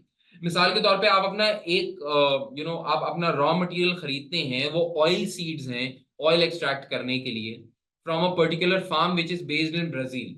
और ब्राजील के अंदर आप देख रहे हैं कि ग्लोबल फार्मिंग की वजह से, सॉरी ग्लोबल वार्मिंग की वजह से इरिगेबल लैंड कम होता चला जा रहा है। तो जो सीड अवेलेबिलिटी आपको है वो आगे चल के कम होती चली जाएगी, तो आपके लिए ये एक रिस्क है। तो ये रिस्क आप अपने फाइनेंशियल स्टेटमेंट्स के अंदर आज हाईलाइट नहीं कर सकते क्योंकि इंपेयरमेंट हो सकती है, हुई नहीं है, लेकिन एटलीस्ट अपने सस्टेनेबिलिटी डिस्क्लोजर्स के अंदर तो हाईलाइट कर दो ताकि आपका इन्वेस्टर एक कैलकुलेटेड डिसीजन ले कि मैंने बिजनेस के अंदर पैसा लगाना है या नहीं लगाना। तो इंटायर वैल्यू चेन को असेस करना जरूरी है। क्लियर होती है बात? एक मिसाल दे दी है स्टैंडर्ड्स के अंदर, वो मिसाल आपके सामने रिप्रोड्यूस करते हैं। मिसाल के तौर पे the pesticides used to protect an entity's crop from diseases today might affect the surrounding bee population responsible for pollination of the crops। आपको पता है दुनिया के अंदर एक मेजर क्राइसिस चल रहा है कि बी पॉपुलेशन कम होती चली जा रही है। और अल्लाह की कुदरत ऐसी है कि अल्लाह ताला ने बी के अंदर ऐसी खुसूसियत रखी है कि जब वो किसी भी प्लांट के ऊपर जाके, किसी भी प्लांट के ऊपर जाके वो जो एक्सट्रैक्ट करते हैं ना, उसकी वजह से पॉलिनेशन होती है, उसकी वजह से fruits, vegetables, different flowers, different चीजें क्रिएट होती हैं। तो अल्लाह ने खूबी रखी है ये बीज के अंदर। लेकिन due to the use of fertilisers, आप अपने क्रॉप्स के ऊपर ना फर्टिलाइजर छिड़क देते हैं, बी उसके ऊपर आती है पॉलिनेशन करने के लिए, मर जाती है। हाँ, उससे बहुत सारे ऐसे कीड़े भी मर जाते हैं जो कि आपकी क्रॉप को डिस्ट्रॉय कर सकते थे, लेकिन उससे बी भी मर जाती है। तो बी की मरने की वजह से, बी की पॉपुलेशन कम होने की वजह से एक फ्यूचर का रिस्क है। आज आप एक टेक्सटाइल कंपनी है या आप एक एफएमसीजी कंपनी है, आपके अपने फार्म्स हैं, आप ये बोल रहे हैं कि हम फर्टिलाइजर्स को यूज करते हैं अपनी प्रोडक्टिव यील्ड बढ़ाने के लिए। आज आप उससे पैसा कमा रहे हैं, लेकिन आपके फर्टिलाइजर यूज करने की वजह से बी की पॉपुलेशन कम हो रही है, जिसकी वजह से आपके फ्यूचर कैश फ्लोज इफेक्ट होंगे, जिसकी वजह से फ्यूचर में इंपेयरमेंट आएगी। ये इंटायर वैल्यू चेन को असेस करना और इसके बारे में डिस्क्लोजर देना लाजिम हो मजलूम है। इतनी डेप्थ के अंदर जाके एक एंटिटी को अपने आप को खंगालना पड़ेगा, ये असेस करना पड़ेगा कि सस्टेनेबिलिटी रिलेटेड कहां कहां उसकी सारी वैल्यू चेन के अंदर इफेक्ट्स आते हैं, और उन सब बातों का डिस्क्लोजर देना जरूरी होगा। मुझे बताइए, बात समझ में आती है सब लोगों को? बताइए जी, बात समझ में आती है? क्लियर होती है? तो ये ओवरव्यू है S1 का। सही है? अगर ये बात समझ में आती है तो आगे चलें। देखिए, डिस्क्लोजर क्या देना है ये तो अभी मैं आपको बता दूंगा। डिस्क्लोजर क्या देना है ना, ये मैं आपको 5 मिनट में सिखा दूंगा, कोई मसले की बात नहीं है, आसान है। लेकिन डिस्क्लोजर की पीछे अंडरलाइंग लॉजिक क्या है या अंडरलाइंग फाउंडेशन क्या है, ये आपको समझना जरूरी है। There is a conceptual foundation between behind this disclosure। जो भी डिस्क्लोजर दिया जाएगा, जो भी डिस्क्लोजर दिया जाएगा, उसके पीछे एक कॉन्सेप्चुअल फाउंडेशन है। देखो, आप दुनिया के अंदर हर सस्टेनेबिलिटी मैटर से रिलेटेड डिस्क्लोजर नहीं दे सकते। आप वही डिस्क्लोजर देंगे जो कि आपकी कंपनी के लिए जरूरी है, लेकिन वो देंगे इस मैनर के अंदर जो मैनर आपको सिखाएगा S1। बात समझ में आ रही है? हर कंपनी के ऊपर सेम सस्टेनेबिलिटी का रिस्क नहीं होता, तो हर कंपनी अपना अपना डिस्क्लोजर हस्बे जायका देगी। लेकिन किस मैनर के अंदर देगी? उस मैनर के अंदर देगी जो कि S1 के अंदर डिफाइन किया गया है। अब S1 के अंदर जो मैनर डिफाइन किया गया है उसके पीछे फाउंडेशन क्या है, उसके पीछे लॉजिक क्या है? लॉजिक ये है कि जब भी कोई कंपनी अपना सस्टेनेबिलिटी डिस्क्लोजर दे तो वो अपने दिमाग में एक बात ये डाल ले कि जो भी डिस्क्लोजर आप दें उसके अंदर कुछ फंडामेंटल क्वालिटेटिव कैरेक्टरिस्टिक्स होनी चाहिए और कुछ इनहैंसिंग क्वालिटेटिव कैरेक्टरिस्टिक्स होनी चाहिए। फंडामेंटल क्वालिटेटिव कैरेक्टरिस्टिक्स वो कैरेक्टरिस्टिक्स हैं जो कि मैंडेटरी हैं, सही है। और इनहैंसिंग क्वालिटेटिव कैरेक्टरिस्टिक्स डिस्क्लोजर की वो कैरेक्टरिस्टिक्स हैं जो कि नॉन मैंडेटरी हैं। मिसाल के तौर पे आप डिस्क्लोजर हर उस बात का देंगे जो कि रेलेवेंट है। कोई आपसे पूछे ना कि सर मुझे किस किस बात का सस्टेनेबिलिटी का डिस्क्लोजर देना है, तो हर उस बात का डिस्क्लोजर आपने देना है जो बात रेलेवेंट है, जो बात मटीरियल है और आपके इन्वेस्टर को पता होनी चाहिए है। क्या ये बात हमने अपने कॉन्सेप्चुअल फ्रेमवर्क जो कि आईएसबी का कॉन्सेप्चुअल फ्रेमवर्क था उसमें भी नहीं पढ़ी थी? हर वो इंफॉर्मेशन जो कि यूजर के डिसीजन को इफेक्ट कर सकती है, जो कि यूजर के डिसीजन को बदल सकती है या जो कि यूजर के डिसीजन को गलत कर सकती है, हर वो बात रेलेवेंट है और हर उस बात का डिस्क्लोजर जाना लाजिम है, ये S1 कह रहा है। और जो डिस्क्लोजर जाएगा हर रेलेवेंट बात का डिस्क्लोजर भी जाएगा और वो जाएगा ऐसे मैनर के अंदर कि वो अपने हालात और वाकयात को फेथफुली रिप्रेजेंट कर रहा हो। ऐसा नहीं है कि मैं डिस्क्लोजर दे दिया, उस मैनर के अंदर डिस्क्लोजर देना है कि फेथफुल रिप्रेजेंटेशन पॉसिबल हो रही हो। इन फंडामेंटल क्वालिटेटिव कैरेक्टरिस्टिक्स को पूरा करने के लिए दो सब लॉजिक्स आती हैं, मटीरियलिटी और कनेक्टेड इंफॉर्मेशन। मटीरियलिटी का कॉन्सेप्ट का ताल्लुक बनता है रेलेवेंस। मटीरियलिटी क्या है? An entity shall disclose material information about the sustainability, related risk and opportunities that could reasonably be expected to affect the entity's prospects. हर वो उस बात का डिस्क्लोजर दिया जाएगा जो कि रेलेवेंट है। सर क्या चीज रेलेवेंट है? हर वो बात रेलेवेंट है जो कि मटेरियल है। सर हर वो बात कौन सी मटेरियल है? हर वो बात मटेरियल है जो कि एंटिटी को आज नहीं तो कल, कल नहीं तो परसों इफेक्ट कर सकती है। हर वो बात जो कि एंटिटी के प्रोस्पेक्ट्स को, एंटिटी के फ्यूचर को इफेक्ट कर सकती है, हर वो बात मटेरियल है। और हर वो बात जो कि मटेरियल है वो रेलेवेंट है, वो शेयर होल्डर को डिस्क्लोज जरूर करनी पड़ेगी। क्लियर? अच्छा, करनी है ऐसे मैनर के अंदर कि वो फेथफुली प्रेजेंट हो रही हो। फेथफुल प्रेजेंटेशन का गहरा ताल्लुक बनता है, फेथफुल प्रेजेंटेशन का गहरा ताल्लुक बनता है कनेक्टेड इंफॉर्मेशन से। सर कनेक्टेड इंफॉर्मेशन का मतलब आईएसएस भी कहता है information must be provided in a manner, ऐसे तरीके से प्रोवाइड करनी पड़ेगी disclosure that enables users to understand the following connections. आपका डिस्क्लोजर पढ़ के यूजर्स को क्या पता लगे? ये पता लगे वो को रिलेट कर पाए between risk and opportunities that have been identified. आपका डिस्क्लोजर का फॉर्म कुछ ऐसा होना चाहिए है कि एक रिस्क दूसरे रिस्क से लिंक होता हो, एक अपॉर्चुनिटी दूसरे अपॉर्चुनिटी से लिंक होती हो। ऐसा नहीं है कि पहला रिस्क आपने प्रोवाइड किया वो ए है तो दूसरा रिस्क आपने प्रोवाइड किया वो जी है और दोनों के दरमियान कोई को रिलेशन या दोनों के दरमियान कोई कॉमन ग्राउंड आपको नजर ना आए। ऐसे मैनर के अंदर डिस्क्लोजर नहीं देना। क्लियर होती है बात? इसी तरह इसी तरह ऐसे डिस्क्लोजर दो कि एक कोरिलेशन बन सके, एक कनेक्शन बन सके between sustainability disclosures and financial disclosures.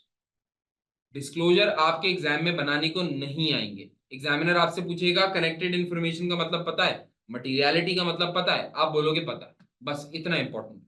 Connected information की लॉजिक ये कह रही है कि डिस्क्लोजर की फॉर्म कुछ ऐसी होनी चाहिए कि एक रिस्क दूसरे रिस्क से भी मैच किया जा सके। यानी जो जो पर्टिकुलर डिटेल्स आपने रिस्क नंबर 1 के लिए बताई हैं वो आप रिस्क नंबर 2 के लिए भी बताएं। अगर आप रिस्क नंबर 1 के लिए बता रहे हैं कि इस रिस्क की वजह से फाइनेंशियल इंपैक्ट इतना होगा तो फिर रिस्क नंबर 2 के लिए भी बताएं। अगर आप रिस्क नंबर 1 की वजह से समझते हैं कि मुझे इतने इंप्लॉइज को ले ऑफ करना पड़ेगा तो फिर रिस्क नंबर 2 के लिए भी बताएं कि कितने इंप्लॉइज को ले ऑफ करना पड़ेगा। तो एक कनेक्शन बने between the information, the risks that have been provided within the disclosure. और ऐसे डिस्क्लोजर बनाएं कि आपके सस्टेनेबल डिस्क्लोजर्स का गहरा ताल्लुक बन जाए फाइनेंशियल डिस्क्लोजर्स के साथ, एक लिंक बन जाए इन दोनों के दरमियान। ताकि जब इन्वेस्टर अपनी फाइनेंशियल स्टेटमेंट्स उठाया करे, उसके सामने शुरू में सारी के सारे फाइनेंशियल नंबर्स आ जाया करें, बाद में सस्टेनेबल नंबर्स आ जाया करें, और दोनों बातें एक दूसरे से कोरिलेट कर रही हैं। क्लियर होती है बात की? अब कुछ तो हैं फंडामेंटल क्वालिटेटिव कैरेक्टरिस्टिक्स, और कुछ हैं enhancing qualitative characteristics. Enhancing qualitative characteristics वो कैरेक्टरिस्टिक्स हैं जो कि हो तो अच्छी बात है, ना हो तो बुरी बात, कोई बुरी बात नहीं है। क्या क्या? आप ऐसे डिस्क्लोजर प्रोवाइड करें जो कि कंपैरेबल हो। कंपैरेबल किससे हो? Comparable between industry, comparable between different companies, comparable to previous year as well. ठीक है? वो वेरीफाइबल डेटा हो, वो टाइमली प्रोवाइड कर दिया गया हो डेटा। ठीक है? अच्छा, आईएसएसबी ने टाइमलीनेस का मतलब नहीं बताया, लेकिन उन्होंने ये जरूर अपने स्टैंडर्ड के अंदर कहीं ना कहीं लिखा है कि एटलीस्ट एनुअल रिपोर्टिंग तो होनी चाहिए। यानी जिस टाइम पे फाइनेंशियल स्टेटमेंट्स पब्लिश होती हैं, उसी टाइम के ऊपर सस्टेनेबिलिटी डिस्क्लोजर भी पब्लिश हो जाया करें। कम से कम साल में एक मर्तबा तो करना ही करना। ठीक है? ज्यादा भी कर सकते हैं, लेकिन कम से कम एक साल में एक मर्तबा सस्टेनेबिलिटी डिस्क्लोजर तो देने ही देना। फिर अंडरस्टैंडेबिलिटी भी हो, टर्मिनोलॉजी को ऐसे यूज ना करें कि किसी के समझ में ही ना आए। क्लियर होती है बात? मुझे सब लोग बताएं, कॉन्सेप्चुअल फाउंडेशन आपको समझ में आता है? यहां से सवाल कराऊंगा अभी, इस स्लाइड से सवाल कराऊंगा आगे चल के, तो कोई बच्चा इसको फेले नहीं, ये कंफर्म आना है पेपर के अंदर, तो इग्नोर नहीं करना।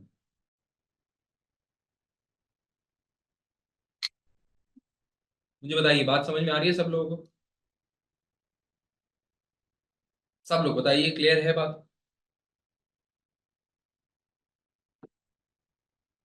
डन? अब भाई बड़ी देर से ये सोच रहे हैं कि सर बहुत काम करने हैं, बहुत काम करने हैं, वो काम करने क्या हैं? क्या काम करने हैं?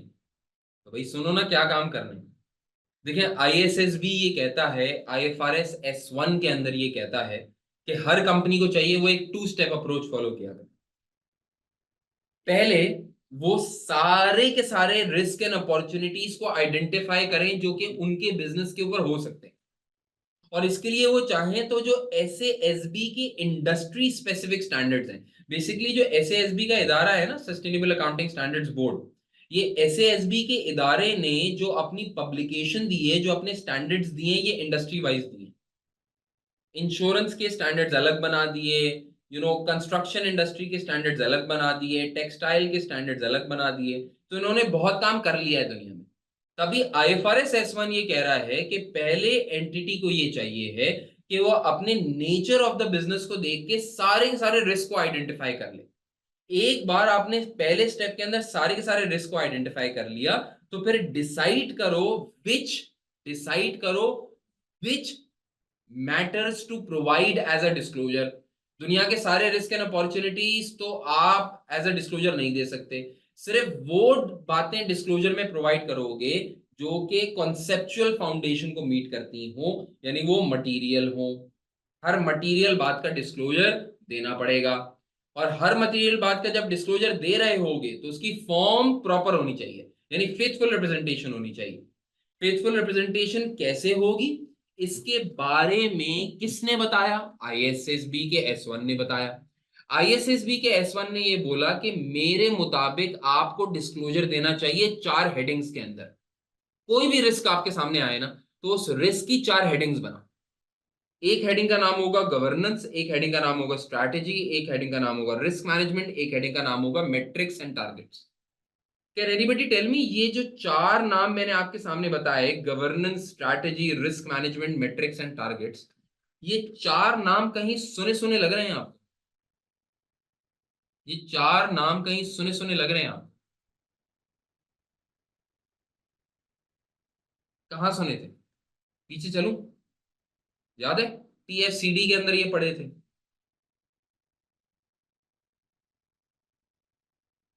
टीएफसीडी आईएसएसबी का इदारा नहीं है, एक सेपरेट इदारा है। लेकिन आईएसएसबी खुद ये कह रहा है अपने स्टैंडर्ड नंबर 1 के अंदर कि भाई मैंने टेक्निकली छपाई मारी है, वहां से छपाई मारी है जहां से मुझे चाहिए था। आई आईएसएसबी को ये लगता है कि डिस्क्लोजर प्रोवाइड करने का सबसे बेहतर तरीका यही है कि आप 4 हेडिंग्स बनाएं। जो भी रिस्क आपके सामने आए ना, उसकी 4 हेडिंग्स बनाएं। पहली हेडिंग बनाए गवर्नेंस। गवर्नेंस, गवर्न करना, गवर्न करना, गवर्नेंस का लफ्ज निकला ना गवर्न से, ठीक है। और गवर्न से एक लफ्ज आपके जहन में और आता होगा जिससे आपका दिमाग खराब भी हो जाता होगा अक्सर, वो लफ्ज है government. A government is a group of people who are made in charge of governing the country, country चलाने के लिए रिस्पॉन्सिबल है ये। इसी तरह एक कंपनी को चलाने के लिए जो लोग होते हैं, जो कंपनी को गवर्न करने के लिए जो लोग होते हैं, उनको क्या कहा जाता है? डायरेक्टर्स, मानते हैं? या बोर्ड कहा जाता है। तो जब हम गवर्नेंस की हेडिंग बना रहे हैं तो इसका मतलब हम टारगेट किसको कर रहे हैं? बोर्ड को टारगेट कर रहे हैं।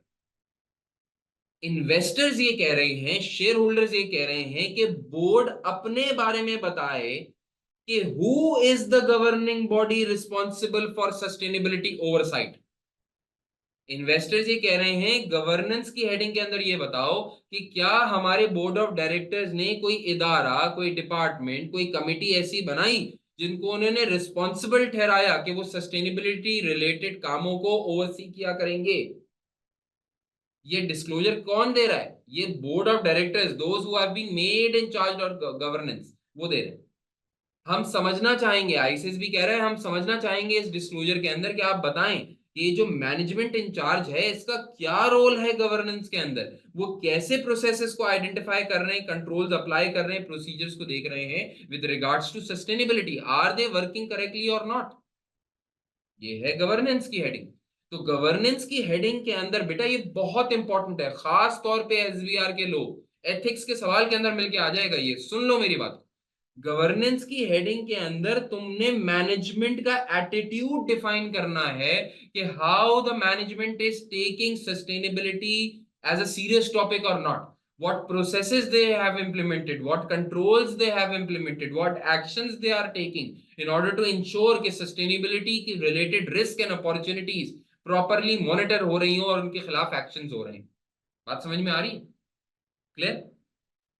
एक हेडिंग होगी गवर्नेंस की जिसके अंदर बोर्ड का अप्रेजल हो रहा है, फिर बोर्ड के अप्रेजल के साथ साथ स्ट्रैटेजी का अप्रेजल भी है। बोर्ड ने कोई स्ट्रैटेजी बनाई होगी ना जिसके तहत वो सस्टेनेबल मैटर्स को ओवरसी कर रहे होंगे, तो अब इस स्ट्रैटेजी के बारे में भी डिस्क्लोजर दो। What are the related risk and opportunities with regards to our strategy. हमने जो भी सस्टेनेबिलिटी के अगेंस्ट स्ट्रैटेजी अडॉप्ट की हुई है उसकी वजह से what are the current and anticipated effects on the business and the financial affairs of the entity. और फिर उसके बाद स्ट्रैटेजी के अंदर हम रेजिलियंस असेसमेंट देखना चाहते हैं। रेजिलियंस असेसमेंट का मतलब ये होता है कि डायरेक्टर्स डिस्क्लोजर देते हुए इस बात के ऊपर कमेंट करें कि how how much they feel कि उन्होंने जो स्ट्रैटेजी डेवलप की है विद रिगार्ड्स टू सस्टेनेबिलिटी वो एक रेजिलियंट स्ट्रैटेजी है, वो फायर बैक नहीं करेगी। मिसाल के तौर पे मैं जिस कंपनी के अंदर काम करता हूं ना, सीमेंस के अंदर काम करता हूं, तो सीमेंस ने ग्लोबल चैलेंज लिया हुआ है कि 2030 तक हम नेट कार्बन न्यूट्रल हो जाएंगे। अब उन्होंने तो कह दिया, लेकिन उनकी एक सब्सिडरी पाकिस्तान में भी है। तो अब पाकिस्तानी कंपनी को एक स्ट्रैटेजी बनानी पड़ेगी कि हम अपने ग्लोबल कंपनी की स्ट्रैटेजी के साथ कैसे अलाइन। तो उसके लिए मिसाल के तौर पे हमें अपनी बिल्डिंग चेंज करनी पड़ेगी। क्यों हमें अपनी बिल्डिंग चेंज करनी पड़ेगी भाई? हमें अपनी बिल्डिंग चेंज करनी पड़ेगी, ऐसी बिल्डिंग बनानी पड़ेगी जिसमें सनलाइट आती हो, ऐसी बिल्डिंग बनानी पड़ेगी जिसमें सोलर पैनल लग सकते हो, ऐसी बिल्डिंग बनानी पड़ेगी जिसमें से कार्बन एमिशन ना होती हो, तो उस बिल्डिंग के अंदर शिफ्ट होना पड़ेगा। ये एक स्ट्रैटेजी का पार्ट है ना। मिसाल के तौर पे मेरी कंपनी के अंदर ईवी चार्जर्स लगे हुए हैं, मेरी कंपनी प्रमोट कर रही है, मेरी कंपनी कह रही है अगर तुम ईवी गाड़ी ले लो, इलेक्ट्रिक व्हीकल ले लो, तो कंपनी के अंदर आओ, यहाँ चार्जर लगा हुआ है, यहाँ मुफ्त में चार्ज करके चले जाओ। अच्छा भाई, तो आपस की बात है, मेरी कंपनी ने ईवी चार्जर तो लगा दिया है, ईवी गाड़ी किसी की बात भी नहीं, लेकिन मेरी कंपनी स्ट्रैटेजी तो बना रही है ना। तो वो स्ट्रैटेजीज को डिस्क्लोज करना पड़ेगा ताकि आपके इन्वेस्टर्स समझें कि क्या बोर्ड ऑफ डायरेक्टर्स सीरियस हैं या नहीं है सस्टेनेबिलिटी रिलेटेड इंफॉर्मेशन के ऊपर। फिर बोर्ड ऑफ आपके इन्वेस्टर्स ये भी देखना चाहेंगे कि कंपनी का रिस्क मैनेजमेंट प्रोसेस क्या है। कोई रिस्क आ रहे होते हैं, क्लाइमेट चेंज से रिलेटेड रिस्क आ रहे होते हैं, शॉर्टेज ऑफ क्रॉप से रिलेटेड रिस्क आ रहे होते हैं, फ्लड्स की वजह से लॉजिस्टिक्स के रिस्क आ रहे होते हैं। तो उसके लिए क्या प्रोसेस कंपनी ने अपनाया है रिस्क को आइडेंटिफाई करने का। How do they identify, assess, prioritize, and monitor sustainability related risk and opportunities? How? बात समझ में आ रही? मैं एक मिसाल देके समझाता हूं आपको। आप लोगों को मालूम है कि अभी दुनिया के अंदर रेड सी क्राइसिस आया हुआ है। How many of you know, raise your hand और से यस और no, how many of you know कि रेड सी क्राइसिस आया हुआ है दुनिया के अंदर?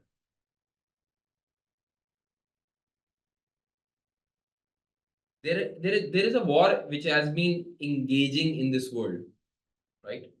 You know the countries. एक का नाम आई से आता है, एक का नाम पी से आता है। हम तो पी को मानते हैं, लेकिन दो कंट्रीज हैं जिनके दरमियान वॉर चल रही है मिडिल ईस्ट के अंदर, ठीक है? उस वॉर की वजह से एक बड़ा इंपॉर्टेंट चैनल है, एक बहुत बड़ा इंपॉर्टेंट चैनल है जहां से सारी दुनिया की ट्रेड राउट होती थी।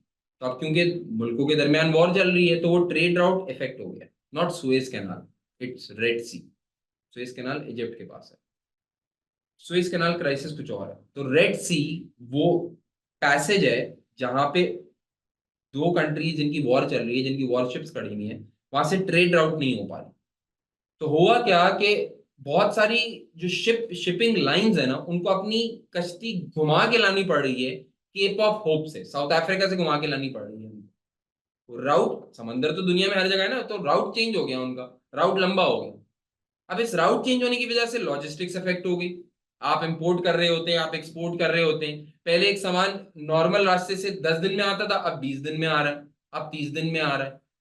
तो अब कंपनी ने, मिसाल के तौर पे सीमेंस एक कंपनी ने एक रिस्क आइडेंटिफाई किया। रिस्क आइडेंटिफाई करने के बाद उन्होंने क्या किया, एक कमिटी बनाई। उस कमिटी को बोला कि तुम सारे बिजनेसेस से जाके बात करो, सारे बिजनेस यूनिट से जाके बात करो और उनसे समझने की कोशिश करो कि वो कितने इफेक्टेड हैं इस रेड सी क्राइसिस की वजह से, और उसके खिलाफ क्या उनकी स्ट्रैटेजी बनाने का तरीकेकार है। तो देखो ना, मेरी कंपनी ने एक रिस्क को टाइमली आइडेंटिफाई किया, उसके लिए एक कमिटी बनाई और उसको ये बोला कि स्ट्रैटेजी बनाते हैं कि इस काम से निकलना कैसे। This is called risk management strategy. तो आपके इन्वेस्टर्स ये बात समझना चाहते हैं, आपके इन्वेस्टर्स ये बात समझना चाहते हैं कि what is the risk management policy of the entity.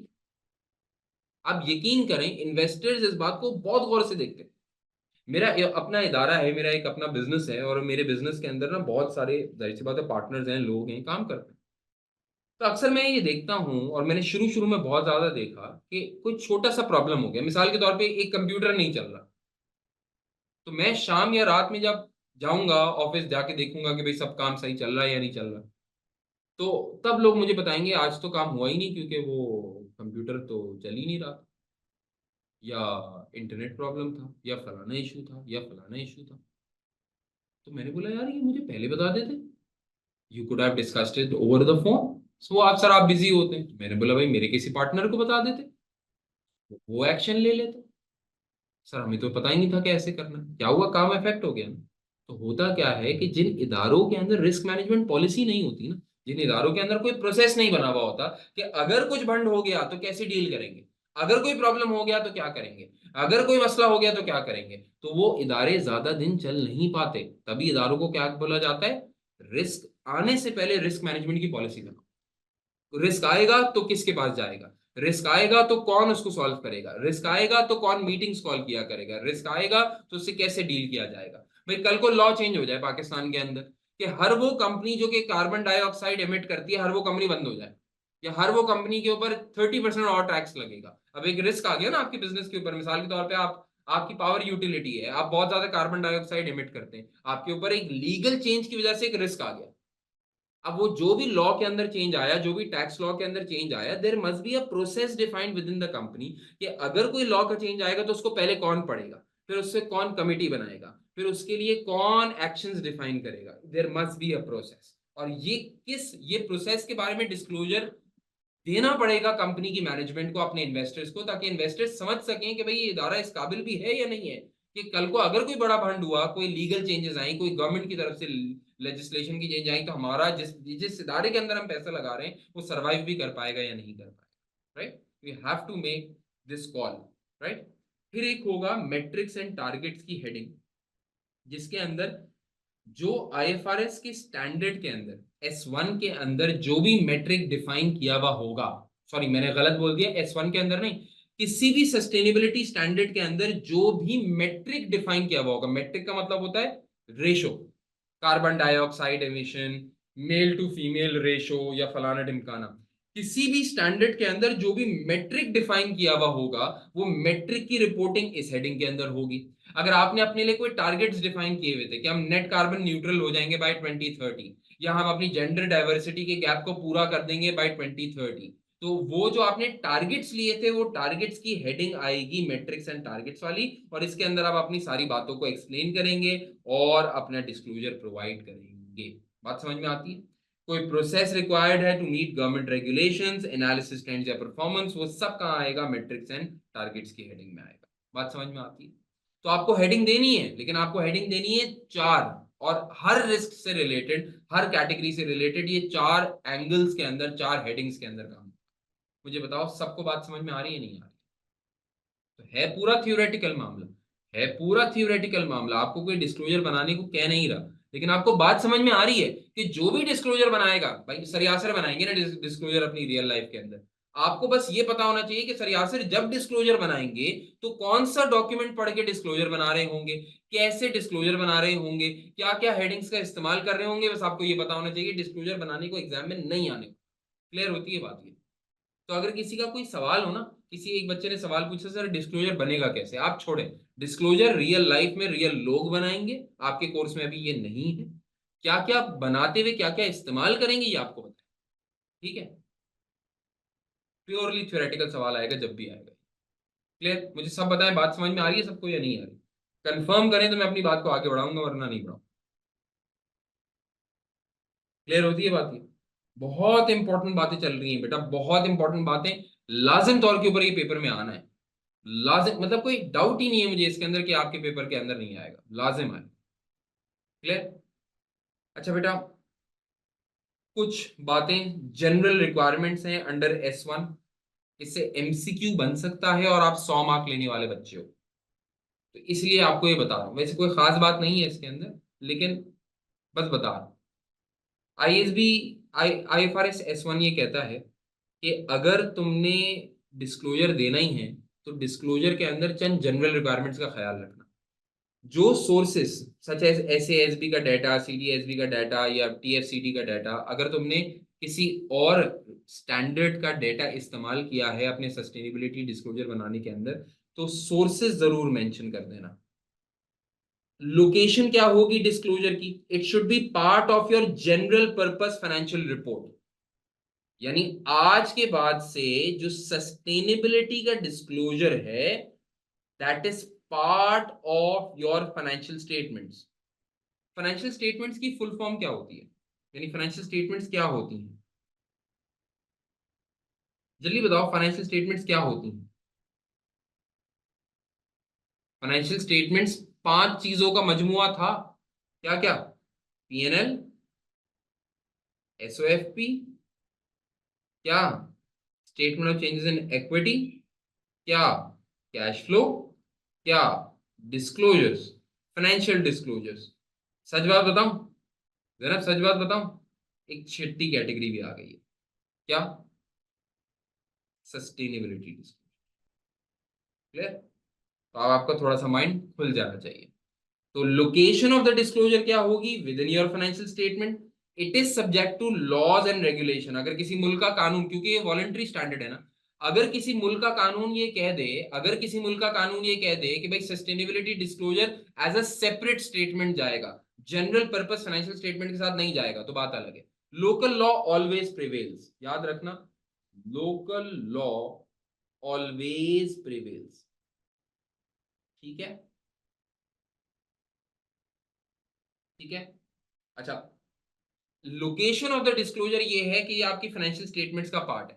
Financial statements में पहले आएगा, बाद में आएगा, किसी और रिपोर्ट के अंदर आएगा, ये सब चॉइसेस है। आप मैनेजमेंट रिपोर्ट कोई कंपनी बनाती है, कोई कंपनी मैनेजमेंट डिस्कशन की हेडिंग डाल के कर ले, analysis operating and financial review की हेडिंग में डाल दे, कोई इंटीग्रेटेड रिपोर्ट, SVR के बच्चे समझ रहे होंगे इंटीग्रेटेड रिपोर्टिंग, तो अगर इंटीग्रेटेड रिपोर्टिंग के अंदर ये डिस्क्लोजर देना है उसमें भी दिया जा सकता है, लेकिन part of general purpose financial statement होगी। अभी ये नहीं बताया गया कि पहले आएगी फाइनेंशियल स्टेटमेंट से या बाद में आएगी फाइनेंशियल स्टेटमेंट से, लेकिन ये जरूर बताया है कि उसका पार्ट होगी। हमें तो वैसे पता है ना, जैसे पहले पीएनएल बनता है, फिर बैलेंस शीट बनती है, फिर statement of change in equity बनती है, एसओसीएफ होती है, फिर डिस्क्लोजर होता है। आईएफआरएस के अंदर तो ये डिफाइंड है। S1 के अंदर अभी फिलहाल डिफाइंड नहीं है कि किधर होगी, लेकिन होगी प्राइमरी फाइनेंशियल स्टेटमेंट्स के साथ। ठीक है। टाइमिंग ऑफ रिपोर्टिंग क्या है? इंटरिम रिपोर्टिंग रिक्वायर्ड नहीं है। साल में एक मर्तबा रिपोर्टिंग करना जरूरी है, लेकिन again it is subject to laws and regulation. अच्छा, ये है टाइमिंग ऑफ रिपोर्टिंग नहीं है, ये कंपेरेबिलिटी। ठीक है। आपको कंपैरेटिव इंफॉर्मेशन प्रोवाइड करना लाजिम है अकॉर्डिंग टू S1 के मुताबिक आपको comparative finance comparative information provide करना लाजिम है एज सुन एज पॉसिबल। क्या मतलब? अगर आप CO2 एमिशंस 2024 की बता रहे हैं, तो 2023 की भी CO2 एमिशंस बताइएगा, ताकि कंपैरिजन हो सके। और अगर ये प्रैक्टिकल है और यूजफुल है, तो जो आप नैरेटिव रिपोर्ट दे रहे हैं, नैरेटिव रिपोर्ट का मतलब होता है लिख के जो बातें समझा रहे हैं, जो अपनी स्ट्रैटेजी, जो गवर्नेंस समझा रहे हैं, अगर पॉसिबल है और यूजफुल है, तो 2024 की स्टेटमेंट्स के साथ साथ नैरेटिव रिपोर्टिंग पिछले साल की भी प्रोवाइड करें, ताकि कंपैरिजन पॉसिबल हो सके, अगर अगर पॉसिबल है तो। वरना फाइनेंशियल नंबर्स का कंपैरेटिव इंफॉर्मेशन प्रोवाइड करना लाजिम है। क्लियर? अगर आपने कोई जजमेंट ली है इस डिस्क्लोजर को बनाते हुए, वो डिस्क्लोज कर दें। कोई मेजरमेंट अनसर्टेनिटी हो तो उसको बता दें। कोई एरर्स वगैरह अगर आइडेंटिफाई हुए हो तो उसको भी बता दें। ये सब जनरल बातें हैं जो कि S1 के अंदर बताई गई हैं। आई होप कि आपको ये बातें समझ में आ रही होंगी। मुझे बताएं, सब लोगों को ये बात समझ में आती है? सब लोग बताओ यार, एक ये जो छोटे मोटे बच्चे बोलते हैं ना, मुझे मजा नहीं आता। सब लोग बताओ, बात समझ में आती है? अंडरस्टूड है?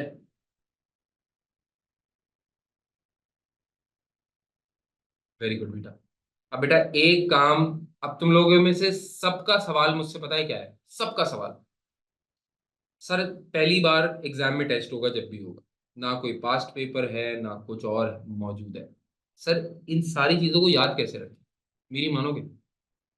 लिख लो। जब ये नोट्स हमारे पास पहुंचते हैं ना, तो लिख लो कि 4 मरतबा इस हैंडआउट को पढ़ना है, बस 4 मरतबा। देखो जब भी सवाल आएगा ना, अभी कुछ एमसीक्यूज मैं आपको कराता भी हूँ, लेकिन जब भी सवाल आएगा ना, जेनेरिक सवाल हो, कोई रॉकेट साइंस सवाल नहीं होगा, क्योंकि डिस्क्लोजर बनाना नहीं। तो रट्टाफाई इसको कर नहीं सकते आप। ठीक है ना? आप क्या करें, इसको 4 मरतबा पढ़ लें। एग्जाम में जाने से पहले 4 मरतबा पढ़ना है इस हैंडआउट को। ये लिख के सेव कर लें अपने पास, कहीं 4 मरतबा पढ़ना लाजम है। तो 4 मरतबा इस हैंडआउट को पढ़ें, खुद ही याद रह जाएगा। क्लियर होती है बात? ये डन। कुछ एमसीक्यूज कर लेते हैं बच्चों। ठीक है। अच्छा, मुझे आप लोगों की हेल्प चाहिए। मैं अकेले नहीं करूंगा, मैं सब लोगों को फॉलो कर रहा हूं। मुझे देखते हैं पहले कौन जवाब देता है, और सबने जवाब देना है। ठीक है। पहला सवाल, ये आपके सारे स्टडी हब के क्वेश्चंस हैं। Okay. In accordance with IFRS S1 general requirements for disclosure of sustainability related financial information, in which core content section, अच्छा what do you mean by core content section? core content section क्या है? core content section है 4 चीजें। core content section क्या है? 4 चीजें। Governance, और क्या था? स्ट्रैटेजी, और क्या था? रिस्क मैनेजमेंट, और क्या था? और क्या था by the way? Matrix and targets. ये आपके कोर कंटेंट है डिस्क्लोजर का। ठीक हो गई बात? अब जरा समझें, वो बोल रहे हैं in which core content section should an entity disclose the processes used to identify, assess, prioritise and monitor sustainability related risk and opportunities. कहाँ, कौन सी कैटेगरी के अंदर आपको अपना प्रोसेस डिफाइन करना है? ठीक है, आप बताएं कि भाई इस कैटेगरी के अंदर आप अपना प्रोसेस बताएं, आइडेंटिफिकेशन असेसमेंट का प्रोसेस बताएं कि क्या करते, कैसे तलाश करते हैं आप सस्टेनेबिलिटी रिस्क एंड अपॉर्चुनिटीज को। सी, सब आंसर सही दे रहे हैं। Risk management. फिर आ जाए जरा एक और एमसीक्यू। विच टू दो हैं, which two of the following are conceptual foundations of sustainability related financial information to be useful. conceptual foundations हमारे पास जो है टोटल 6 थी, दो फंडामेंटल चार इनहेंसिंग। पहला क्या था? रेलेवेंस। सही है, रेलेवेंस का ताल्लुक बनता था मटेरियलिटी के साथ। सेकंड था फेथफुल रिप्रेजेंटेशन, याद है ना सब लोगों को? फेथफुल रिप्रेजेंटेशन का ताल्लुक बनता था कनेक्टेड इंफॉर्मेशन के साथ। ओके, तीसरा क्या था? चौथा क्या था? पांचवा क्या था? छठा क्या था? बताना। कंपेरेबिलिटी। ठीक है, फिर बताना जरा। वेरीफाइबिलिटी, अंडरस्टैंडेबिलिटी और टाइमलीनेस। लेकिन याद रखना, ये जो कॉन्सेप्चुअल फाउंडेशंस हैं ये सिर्फ एनहांसिंग है, ठीक है? ये असल असल कॉन्सेप्चुअल फाउंडेशन। तो मुझे जरा बताइए, which two of the following are conceptual foundations? अच्छा, वैसे तो बच्चे ये बोलेंगे सर ये तो चारों ही उस कॉन्सेप्चुअल फाउंडेशंस की स्लाइड में मौजूद थे, चारों ही मौजूद थे। लेकिन अब चारों में से तुम्हें ऑब्वियस सी बात है ना, सबसे बेस्ट वाले चूज करने होंगे, और बेस्ट वाले कॉमन सेंस की बात है वही है जो फंडामेंटल है। तो क्या होगा? रेलेवेंस के लिए मटीरियलिटी, फेथफुल रिप्रेजेंटेशन के लिए कनेक्टेड इंफॉर्मेशन। बात समझ में आ रही है नहीं आ रही आपको? तो सवाल को समझना बहुत जरूरी है, सवाल को समझना बहुत जरूरी है। आ जाए जरा फिर। इन accordance with IFRS S1 general requirements for disclosure of sustainability related financial information, in which core content section should an entity disclose the resilience of its business model to sustainability related risk? resilience कहां report होगी? Governance में, या matrix में, या risk management में, या strategy में? किधर? resilience,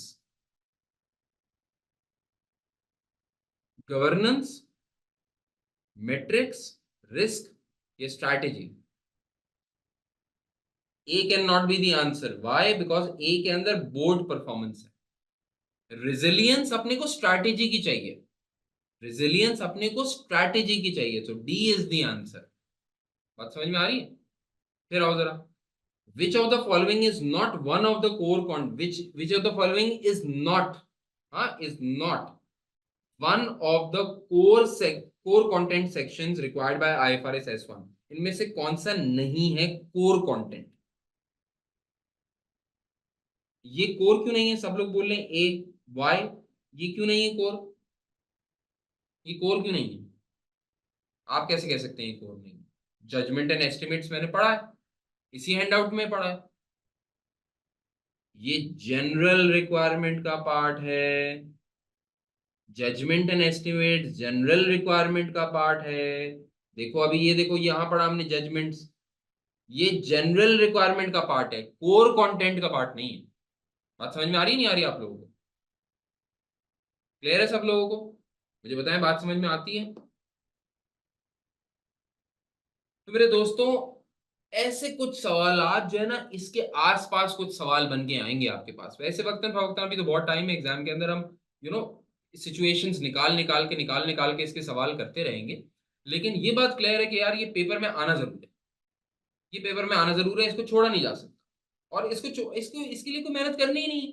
4 मरतबा हैंड आउट पढ़ने को बोल रहा हूँ भाई, सारी जिंदगी के अंदर 4 मरतबा पढ़ लो, हो जाएगा खत्म। तो और टेंशन थोड़ी है यार, कर लोगे नहीं कर लोगे भाई?